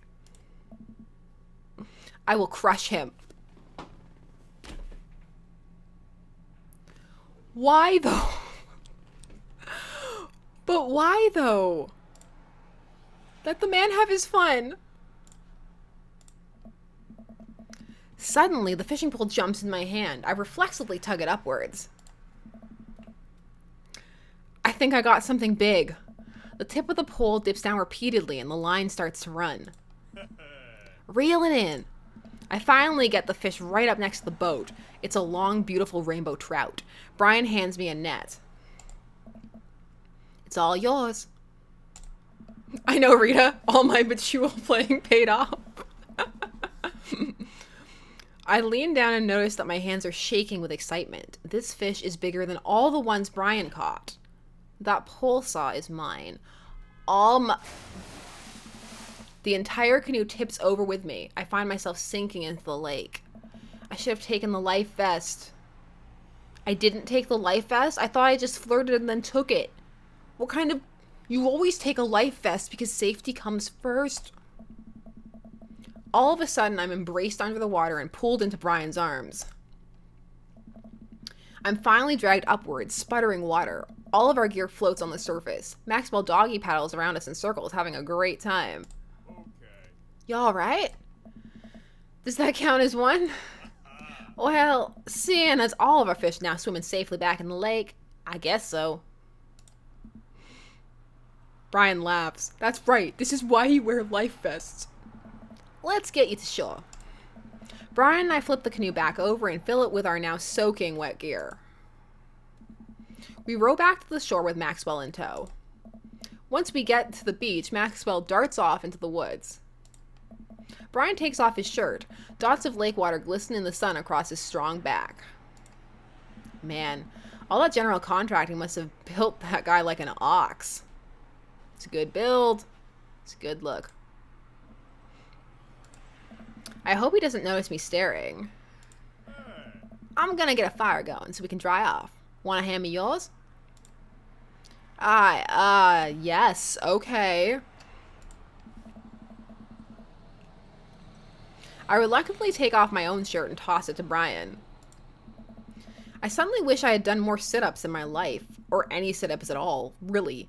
Another thing you've bested me in, stupid, sexy Brian. You might as well fry that shirt up. Seems like it's the only lunch we'll have. Yoongi. The day's young. We can still fish from the shore. Once Brian gets the fire going, I sit and try to dry him off my pants. Brian sets a couple of lures out by the water's edge. Rachel, Thanos bot. Keeping Thanos alive every stream. I appreciate it. We're probably gonna have to put the kibosh on the competition for now. Until another day. My stomach growls. You hungry? Oh, I'm fine. Brian reaches into his cargo shorts and pulls out a few granola bars because he's prepared. He came prepared for this. Always carry granola bars. Also, that's just a mom tip. Always carry granola bars. I have a small child. I am flushed with snacks. That's right. You never know when a snack attack will happen. Brian joins me by the fire, and I accept the cargo short granola. And now, we're back to waiting. Where did the girls get off to? Shouldn't they be back by now? I wouldn't worry about it too much. They are a couple of smart kids. That's what I'm worried about. They're too smart. They've probably established a small rural community by this point and installed themselves as leaders. I take a look around at the sun cresting the tree line, casting the entire lake in a warm golden glow. The forest seems to be coming alive now. Birds chirp in the distance. Wow, nature is beautiful. A mosquito bites me. I slap my neck and curse. Nature sucks. Here you go, bud. Brian hands me a bottle of bug spray. I begrudgingly take it and douse myself. Yeah, silly Brian, with your kindness and thoughtfulness and bug spray and granola bars and saving my life. I've always hated how this stuff smells. Really? I've always kind of liked it. Reminds me of being outside. Maybe you and I have different sentiments on the outdoors. Maxwell comes bounding up to me, a huge stick in his mouth. He drops at my feet and looks at me expectantly. Throw the stick towards the woods. Fake a throw. Break the stick in half to assert your dominance. Yeah, play with the doggy. Throw the stick. This is so easy. Like, I'm just doing basic things. I'm getting all the aubergines. Brian, you deserve better than this. You're clearly really into Ethan. You don't know what's going on inside his head. Get out now. Get out while you can, Brian. I hurl the stick as hard as I can towards the tree line. Maxwell bolts after it, running as fast as his stubby little legs can carry him. Which consequently is not very fast. It is very cute, though. Nice throw, Ethan. I turn away so he can't see me blush. Ethan, if you like him, just like him. Like, why are you like this? Maxwell brings the stick back to me, clearly proud of himself. Good boy, Maxwell. You're a very good and speedy boy. You're the world champ of fetch. It's time for the pets. What's the plan? But pats never fail. Scratch behind his ears. Rub that belly. Murpok. The belly. Maxwell rolls over and lets me rub his belly. He wiggles on the grass, clearly loving it. I feel like a bit of a third wheel here. Where are my belly rubs? Haha. I'm so flustered I can barely say anything. I just focus on petting Maxwell and hope Brian doesn't notice how much I'm sweating. While I'm playing with Maxwell, fish begin routinely pulling on Brian's lines, and I watch Brian effortlessly fillet the fish, squeezing a bit of lemon on them, and frying them up in a cast iron pan. Before we know it, we have a feast fit for a couple of shirtless dudes. And your kids. Amanda and Daisy emerge from the woods, looking totally unscathed. Whoa, Dad bod patrol. I'm gonna have to issue you both a citation and demand you both put your shirts on. There are children present. Brian tosses me my now dry shirt. I pull it over my head, thankful that I will no longer be distracted by Brian and his pecs. Where have you guys been? Studying etymology. What? We were playing with bugs. Huh, I expected you guys to be more covered in, like, mud and stuff. Daisy looks offended. What do you take me for? A child? Amanda puts a hand on Daisy's shoulder. Dad. Right? We take a seat around the fire and Brian serves us all generous piles of fish on paper plates. It's absolutely delicious. Why does he have to be good at everything? Silly Brian, inviting me out with his family to have a good time with a pastime that he likes, cooking me fish, drying my shirt. Boo. Fish taste okay? Daisy and Amanda both nod furiously, mouths full of fish. It's incredible. I've never had fish this good. Yeah, it's great. Old Hardin family recipe. Why are your pants wet? Well, Amanda, we were out there on the lake, and then I accidentally tipped over that boat. Brian, you're too good for this. Run, Brian, run. Don't worry. All that gear floated up to the surface, so we didn't lose anything. Right, Ethan? Yeah, that's exactly what happened. I can't believe he just covered for me. Gosh, he even out humbles me. He's trying to beat me at everything, including my world-famous sense of humility.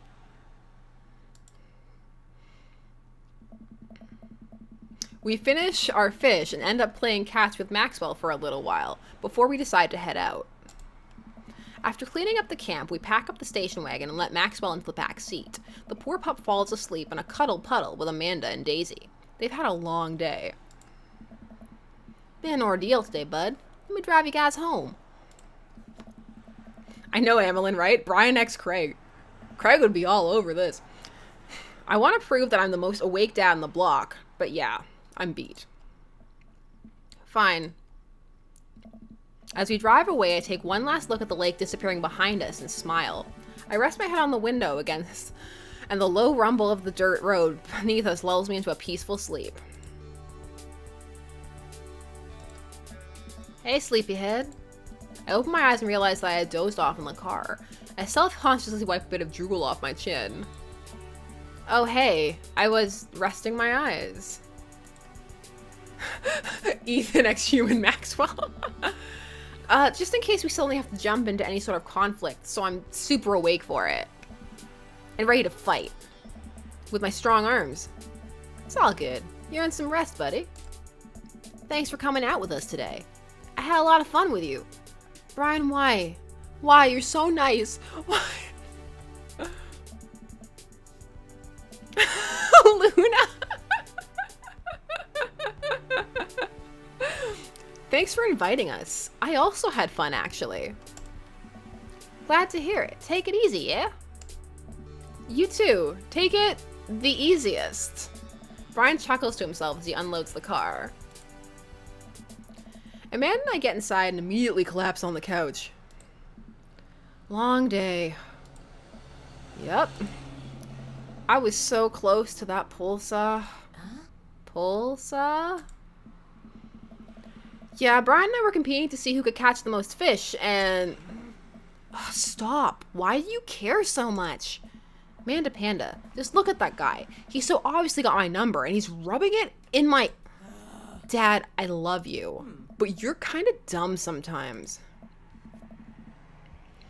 Dumb or clearly the superior dad? Janet, I know his standards are too low. He can do better than this. I know I said that Ethan was good enough for all the dads, but I might need to amend that statement. You know what? I don't have any of the energy required to properly unpack your weird fixation with asserting your masculinity. Okay, that's not what's happening here. That is not what's happening here. Like, Amanda, like, okay, like, cool sis, but that's not what's going on here. It's not about that. This is some weird, like, dad trauma, insecurity, like, stuff. Can't identify a crush even though he can with other people. I'm going to bed. Night. Amanda slices off the couch. Amanda is so in a rage. She slices it in half. Amanda slides off of the couch and face down onto the floor. I'm a tired slug. Amanda, that floor is disgusting. I don't care. Well, night, honey. Night, Pops.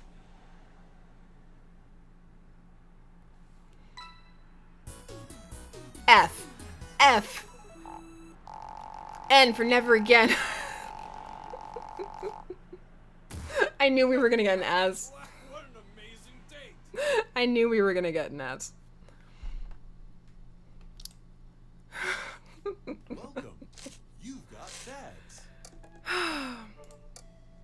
I think we need to do Joseph now. Let's finish it off. Let's do all the second dates in one go. We don't deserve an S. We really don't.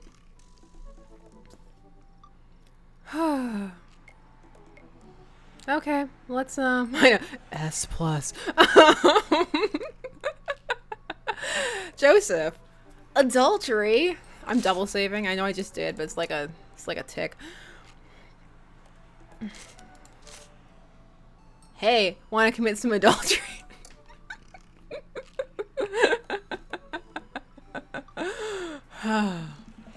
It's been a long day of clipping coupons. Looks like there's a sale on box brownie mix. I know, Janet. We all know we deserve an app.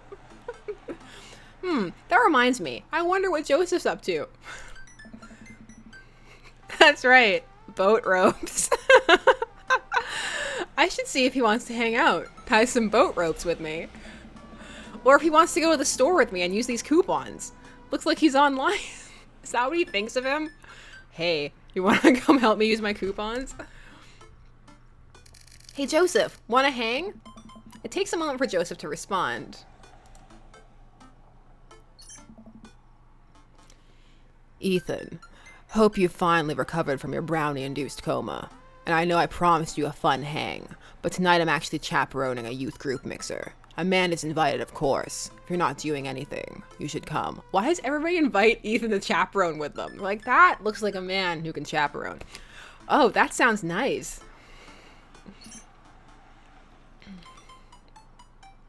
Joseph is the type of guy who purposely waits to respond. And be a chaperone with me, because I need the help. I think for a moment. I'm a little bummed out, of course. I suppose I just wanted some me and Joseph time.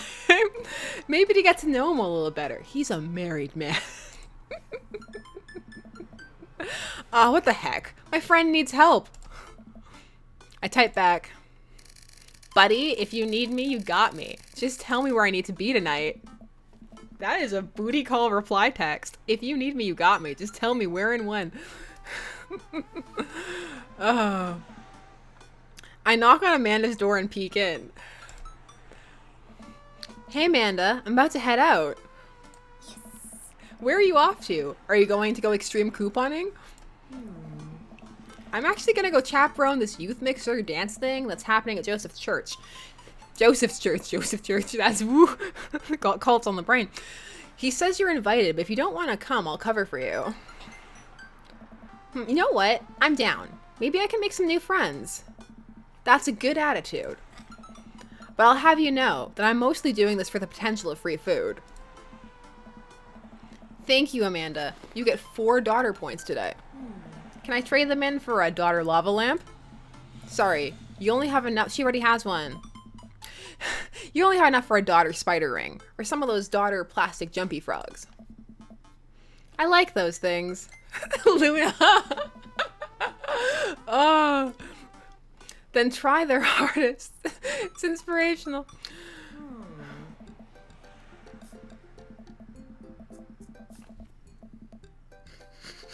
The banner. You're all reading that banner, right?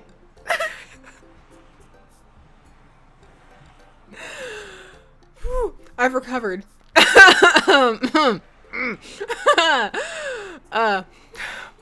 We arrive at the church to find that nobody's there.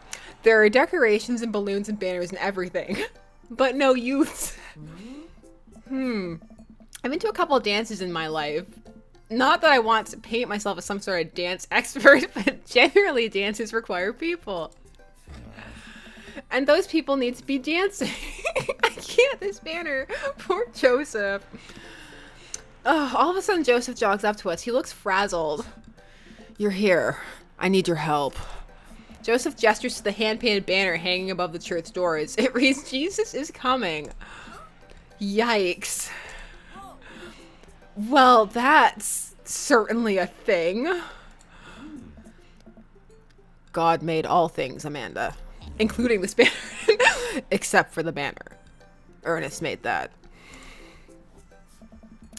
I genuinely can't tell if he meant that maliciously or if he just can't spell good. I know with Ernest, that's him rebelling as his dad. I'll show you, Dad. I won't spell this right.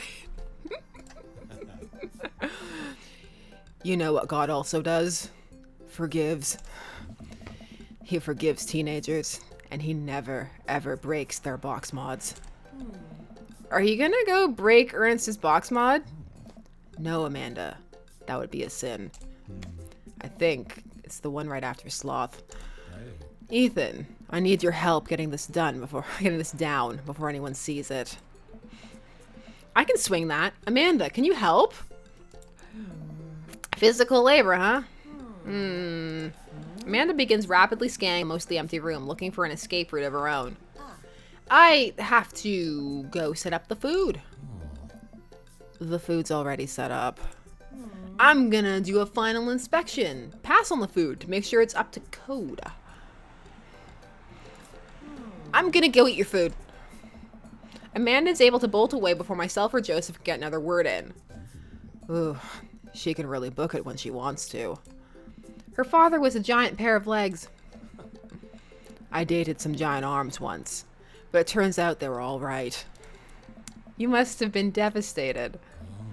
It was Armageddon. No, it's... I get it. I'll workshop it. There's a gem in there somewhere. I'm really glad you're here, Ethan.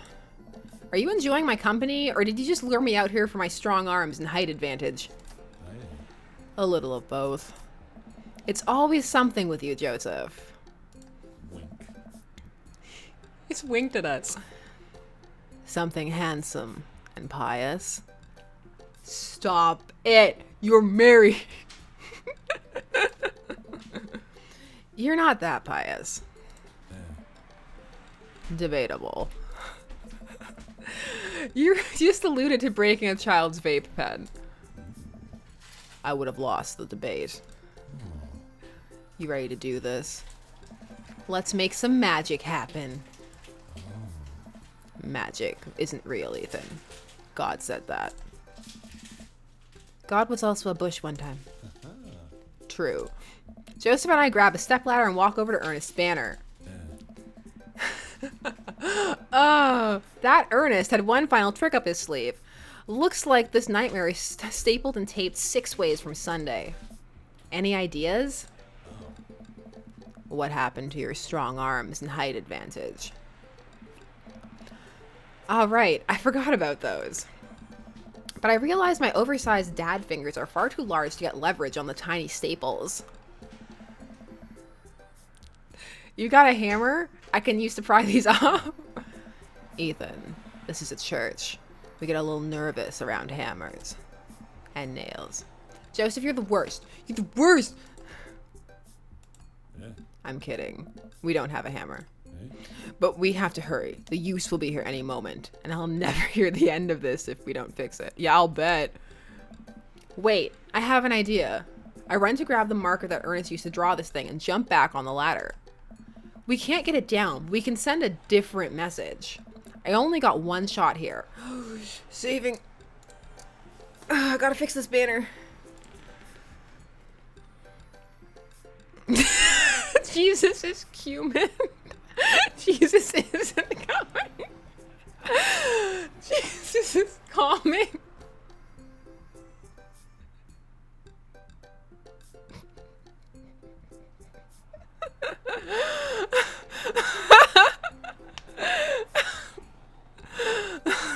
The middle one makes me laugh. I know calming is what we need. Jesus is calming. Cumin.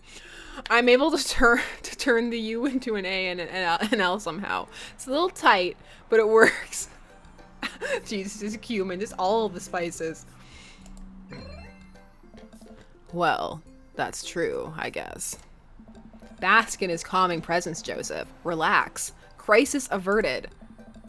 Let's just hope the youths don't notice. Joseph checks his watch. The DJ should be here by now. Just then, no! The doors open and a man struts in with his DJing equipment.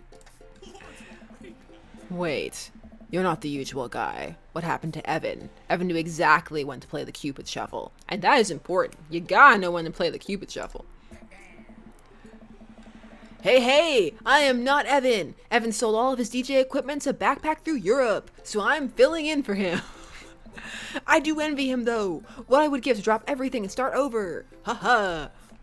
Wait, it's the sad guy from the trivia place. Are you alright?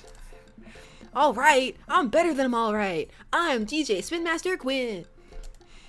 He sighs heavily. I usually do trivia nights, but I moonlight on the 1s and 2s to give myself a sense of true purpose in life. Is he okay? Well, you'll have to do. You have a playlist of fun songs that youths will like that won't inspire impure thoughts or tempt them to the dark side, right? That's my job.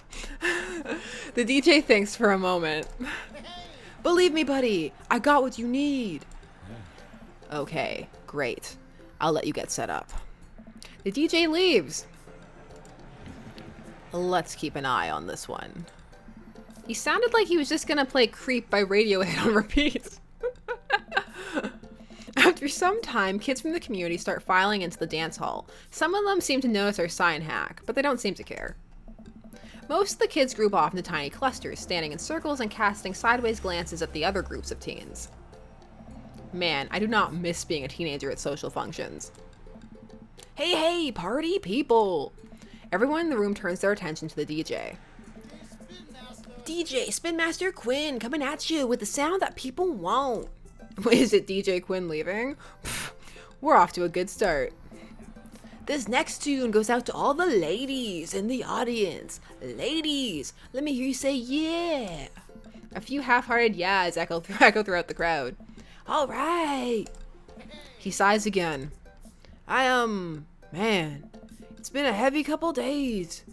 This next one's actually just for my wife, Sandra. I hope we can work things out, my little honeysuckle vine. DJ begins playing Creep by Radiohead. Amanda slides up to me, pizza in one hand and punch in the other. Creep, huh? bold choice for a youth group. Let's see where he goes with this. After the song finishes, he plays Creep again. Is the DJ crying? If you watch the kids really closely, you can catch them cringe every time Tom York squares. There they go. Maybe we should do something about this. Help. Someone save this dance. Joseph runs up to us. He's killing the vibe. They're listening to swears. Sad swears. Not happy swears. We have to do something. You guys should try to give him a pep talk. Maybe work him up to Everybody Hurts by REM, or at least No Rain by Blind Melon. You want to help us cheer him up? Actually, I just saw my friend, Frederico. Frederico? He's from Latin. That's offensive. I didn't know you were taking a Latin class. I'm not. So he's from the country. Latin. Yes, it exists. Don't Google it. You can go, Amanda. It's fun. And she's gone. Joseph and I make our way over to the DJ booth where Spin Master Quinn is having a quiet cry. Hey, bud. Hey, my dudes. How is the party jamming? It's, not. Oh, I'm sorry, fellas. Just taking a moment to find my groove. Gotta play the sad tunes to properly appreciate the bangers, right? Shut up and play the hits. Play the booty bumpers is what Jesus would have wanted. That's not how DJing works. Shut up and play the hits. I'm saving, like, why do I want an S so bad? That is not how DJing works. Now stop me if I'm out of line here, since I've never been a DJ and don't have any current plans to become one. But I don't think that's how it works. The kids came out here to have a good time. You gotta cool it on the sadness. Hey, buddy, if it's problems you're having with... Joseph leans in close to me. What was his wife's name again? Sandra. If you're having problems with Sandra, I can help you too. I do counseling. It's my job here. And I'm very good at it. But your marriage, though, like, Joseph, like, I love you and, like, your creepy sweater, but your marriage... Ooh. Oh, I don't know. I can tell that you're hurting. Nobody voluntarily listens to that much Radiohead on repeat unless they're really going through some tough times. Trust me, I know. Confirmed creeps on Joseph's playlist. Joseph places a hand on Spin Master Quinn's shoulder, who immediately collapses into Joseph's embrace, crying quietly. There, bud. It's going to be okay. Thank you. I'll put on some dance hall anthems. You're the best, Spin Master Quinn. I know, right, Luna? With yet another crisis averted, Joseph and I return to the dance floor, where Amanda's waiting with an ice cream cone. They have ice cream here. Good work, Amanda. How's it looking out there? Well, for a dance, there's not a whole lot of dancing. That's normal. That's very normal for a dance, though. Looks like people are starting to bail, though.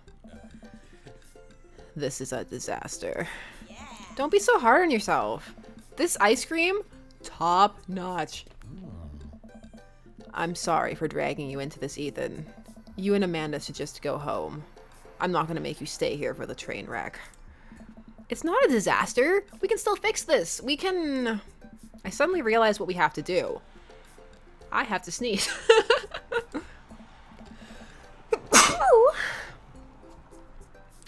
Huh. Amanda, get out of here. I don't think you're gonna want to be here for this. Or be seen with me after this. Hey. Oh god. You're not going to. I throw my car keys to Amanda. I'll get a ride back with Joseph. Just remember me as I am right now. Not as what I'm about to become. Thank you, guys. Amanda nods. Nice knowing you, Pops. She runs out the door. Joseph, I'm gonna turn it up on the dance floor. With luck, we can get these youths into it as well. Are you in or out? Ah, that question. I can't in the context of what's happening here. Joseph stares at me. He knows what has to be done as much as I do. See you on the other side. Whew. I'm saving. I saved. It's okay. See you on the other side. Joseph and I walk out onto the dance floor as a DDR. The youths all stare at us, unsure of what we're doing. Time to get our groove on. Let's do the time warp. Let's start off easy and work our way up to the more technical stuff. The worm. Jump straight to the worm. That'll get the kids going. Start the lawnmower. All right, let's rip-start this baby. I start lawn mowing the dance floor. Joseph seems to respond to that and decides to mow another patch of grass on the dance floor. That's the stuff. Why is he moaning so hard? I can't. I look around. Well, it looks like we've got everyone's attention. All right, Ethan. Let's turn up the heat. Ooh, Sprinkler the Running Man. Let's do the Running Man. Let's get the kids into it. Since time immemorial, this move has never let me down. I start jogging in place, matching the movements with my arms pushing out. This seems to awaken something in Joseph, who feels the fire or the Running Man deep within him.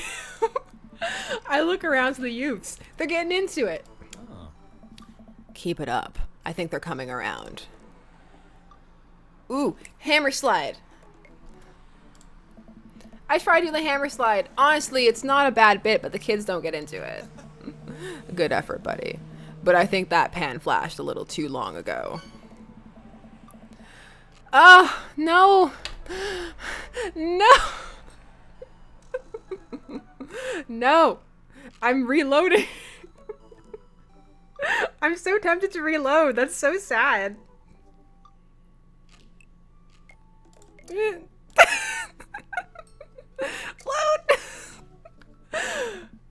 Whew. That's so sad. Okay. I'll make a better choice. Cabbage patch or the windmill? What are we doing? What is the windmill? I don't even know. Windmill. No, it's gone horribly wrong. That doesn't look appealing. I look around to the youths. They are not appealed. They're not looking too lively yet. We can still turn it around. But I didn't get those dark things, so like it wasn't as bad. It was not as bad. Okay, but like, you know what? We're redoing. Let's just let's cheat a little bit. Let's just cheat like we didn't cheat on that trivia game. Oh, and then I get to hear those moans again. That's always a thing. Cabbage patch. You can never go wrong with the cabbage patch, whatever that is. Joseph follows my lead. We both take our arms and move them around in a circle, as I assume you would be doing in a cabbage patch. Joseph just wishes he could enjoy hammer time. I look around to the youths. I think they like agriculture. Murphug, let's cheat a little bit, said probably Joseph. Oh, that's good. I think it's working. If we pull the right moves, the kids will join us in no time. Attempt twerking. Let's like save here. So the butter churn. Moonwalk. Moonwalking. I'm not twerking. I can't even imagine. I don't need that in my life. I start sliding my feet backwards. I can't tell if this looks good or not, but I think these kids have seen enough people doing moonwalks that they understand the general concept.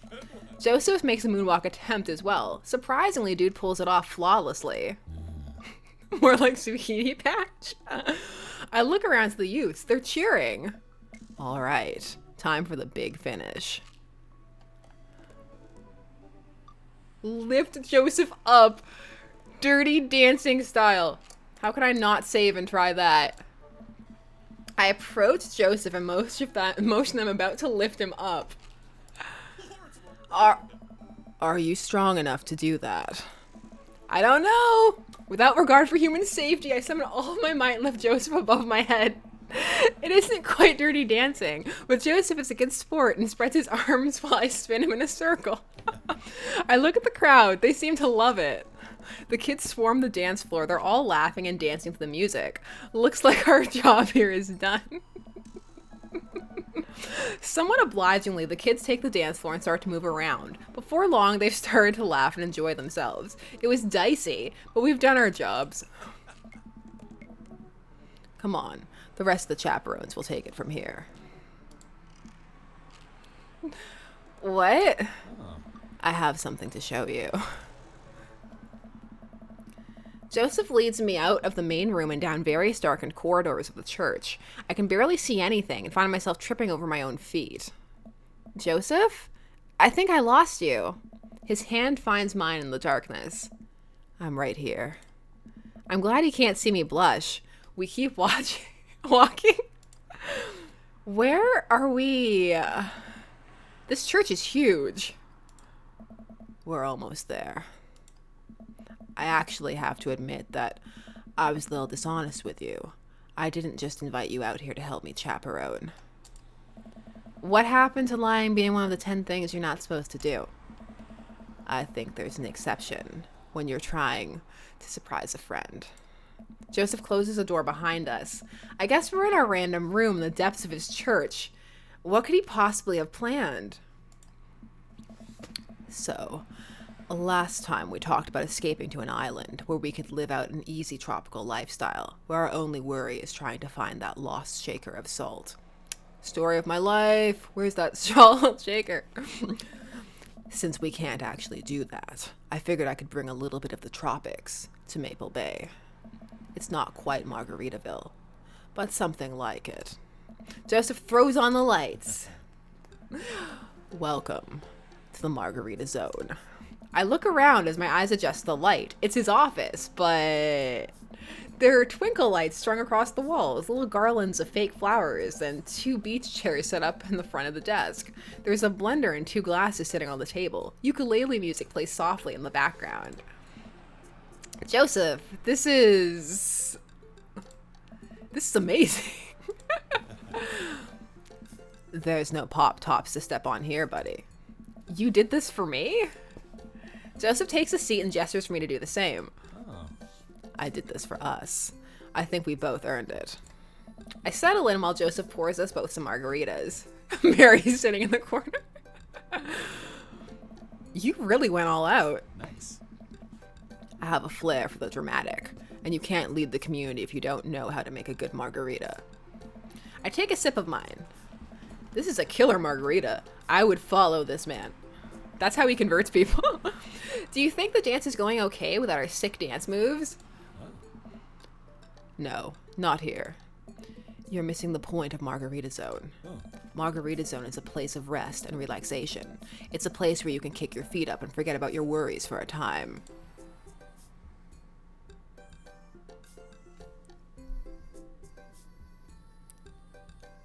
Watch out for blown over flip-flops. Let's get tattoos of Mexican cuties. It's heaven on earth with an onion slice.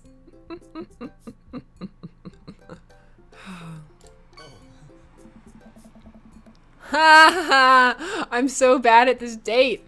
I'm so bad at it. Why? Why am I so bad at it? Because he's married, and there's a part of me that's like, don't do this. You're better than this. I want to do well, though. I'll go through and fail them all next time. I'll fail everything. We'll fail later. Failing, failing, failing. Watch out for the flip-flops. It's a real fear. Thankfully, no heels will get cut in my version of Margarita Zone. Joseph gestures to the makeshift island bar he's made. You know, it's fun. Funny. Ha! This reminds me so much of when I was younger. I've been meaning to ask, what did you do before you started preaching? It's uninteresting. I left home young and got into a lot of trouble. What kind of trouble? Trouble meant I got to go wherever I wanted, whenever I wanted. I hitchhiked around the country, went on adventures, met all kinds of people. Did some stuff I'm not too proud of. But I was young and in love. I didn't have to answer to anybody. And now, I host fundraiser car washes and take the kids to soccer practice on the weekends. Sorry, I don't mean to get heavy here. This is like the least heavy anybody has gotten on us.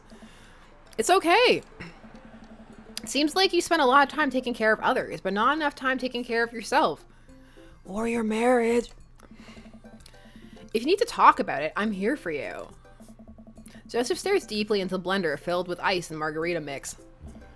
It's just, I think about Margaritaville a lot. Or I guess the concept of it. A place where I could strum on my sixth string while I wait for the shrimp to boil, drink margaritas all the time, forget my worries. It's an easy life. I had Margaritaville once, but I think the closest I'm ever going to get to it is Margarita Zone, a short and occasional reprieve from daily life. Is that a bad thing? This is pretty nice. It doesn't last forever. That's the rub. When you're in Margarita Zone, it's not like your problems have really gone away. You're just choosing to ignore them. Maybe you're looking at it the wrong way. Maybe Margarita Zone is actually better than Margaritaville, because Margaritaville itself is an impossible ideal. Remember what Spin Master Quinn said. Sometimes you have to play the sad tunes to appreciate the bangers. If stepping on a pop top is your biggest concern, how could you possibly appreciate the boiling shrimp? And Margarita Zone isn't landlocked to this office. I think it's about finding the little pieces of Margarita Zone throughout your day and taking joy in those moments. That's awfully optimistic of you. It doesn't have to be anything big. For me, I think it's being able to quietly do word jumbles and drink some strong coffee in the morning, to see my daughter smile, or I smile at Joseph, to spend some quality time with a good friend. Okay. Yeah. I can feel myself leaning closer to Joseph. Is it just me, or is he leaning closer too? Joseph tenses up. He downs the rest of his margarita and hops up off of his chair. It's getting late. We should head back. Sure. Joseph and I make sure the dance wraps up without incident before he takes me back to the cul-de-sac. I hop out of Joseph's car before he pulls into his own driveway. Janet, I know, right? Thanks again for helping. Thanks again for Margarita Zone. Oh. Maybe we'll go back one day. If we do, it'll be my own damn fault. Joseph chuckles and drives away. I walk into my living room to find Amanda curled up under a blanket and groaning on the couch. Hey, Panda. You feeling okay? Dad, I have a tummy ache. Eat too much youth group food? I drank too deeply from the well of life, and now I pay the price. And by well of life, I mean the big lukewarm punch bowl of seltzer juice and sherbet. Amanda slides to the floor with an elongated groan. Need anything, kiddo? A time machine that goes back approximately 2 hours in the past so I can warn myself of the folly of excess. I'll pour you a glass of water. Love you, Pops. How'd the dance go? It's definitely an S platinum. Because I'm a cheater. Oh, I crushed it by cheating. I feel bad. I should have seen what we would actually have gotten. Should go back and flunk it and just get a D or whatever we were gonna get. We should always get D's. This is like Brian's. We know it's an F. He's married. Got the kids on the dance floor at the expense of my dignity. A fair trade. Also, everything hurts. I'll see you in the morning. I know, by literally cheating. Night, Dad. It's the S that I can't be proud of. We didn't earn it. We don't have real chemistry with Joseph anymore. Our morals are getting to us.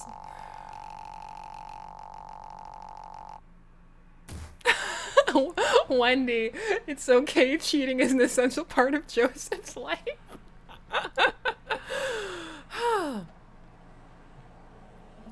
Okay. Oh, something's happening. Was that enough O's? Oh.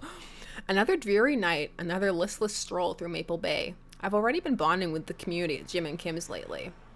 I've really been bonding. Can't even talk anymore. So many strolls have been leading me there more and more often. Peter, the man from the bank, Keith from down the street, Evelyn, who I saw at the deli that one time, and Guy, whose name I think is Carl, are basically members of my family at this point.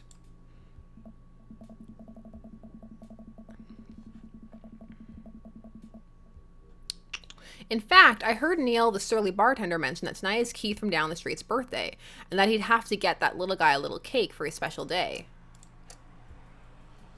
What is this? I think he was probably just being a dick, but I head into the bar anyway. The mere possibility of cake is a strong enough lure. I step inside just in time to see Neil starting to clean up a cake tray with a pink icing outline. Huh, I guess it really was Keith from down the street's birthday, and I missed it. I sit down and order a beer. That is not a replacement for cake. As I sit down in the bar, I notice Mary from next door sitting in the corner of the room drinking alone again. She must be having a rough day. Now I feel bad about nearly kissing her husband. She seems so weary and sad. She's been doing this more and more often lately. A pang of guilt shoots through me. Does she know? Is this because of me? Am I a homewrecker? Hi. I decide to go say hello. I walk over to her booth. She doesn't look up. The seat taken? She still doesn't look up. I take a seat anyway, and she finally notices me. You.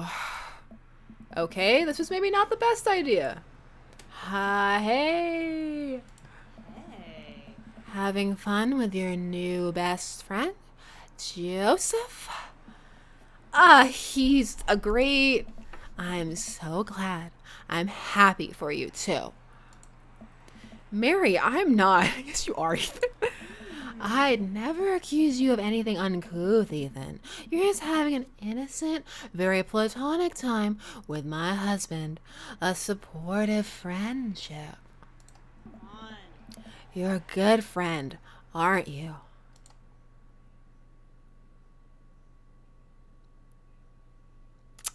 Ooh. Yep, just a friend. Sure, I'm there when he needs me, Mary. Woo. Woo. I know, Janet. I'm a homewrecker. Woo. More supportive than your marriage. I know.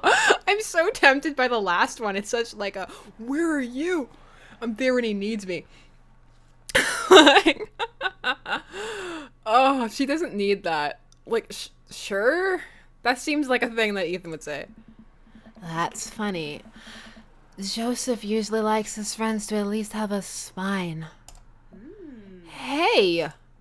Not everyone likes to yell at their spouse's friends for no reason. So, you're an expert on my marriage now. It doesn't take an expert to see that you two are miserable.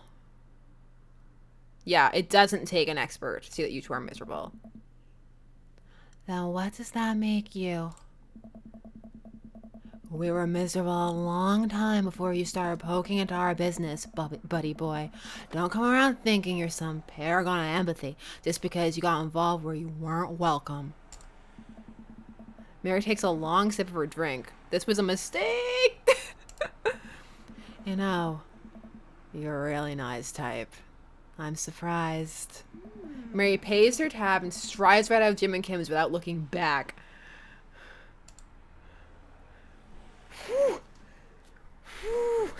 You've got dads. Well, now. I'll save that outcome because I think that will affect how things go with Joseph. That's fun to do. Ooh. Okay. Well, it's late. It's nearly midnight. I'm being summoned. It's time to go. We did all updates. We'll come back and we will do end games. So it's gonna be fun. I know, Merpug, he earned this. Ethan did it to himself. Okay, so I have to get going. Thank you so much for spending time with me this Friday evening. Good night, and we'll be back with more vids, more dads, more dates, all kinds of things.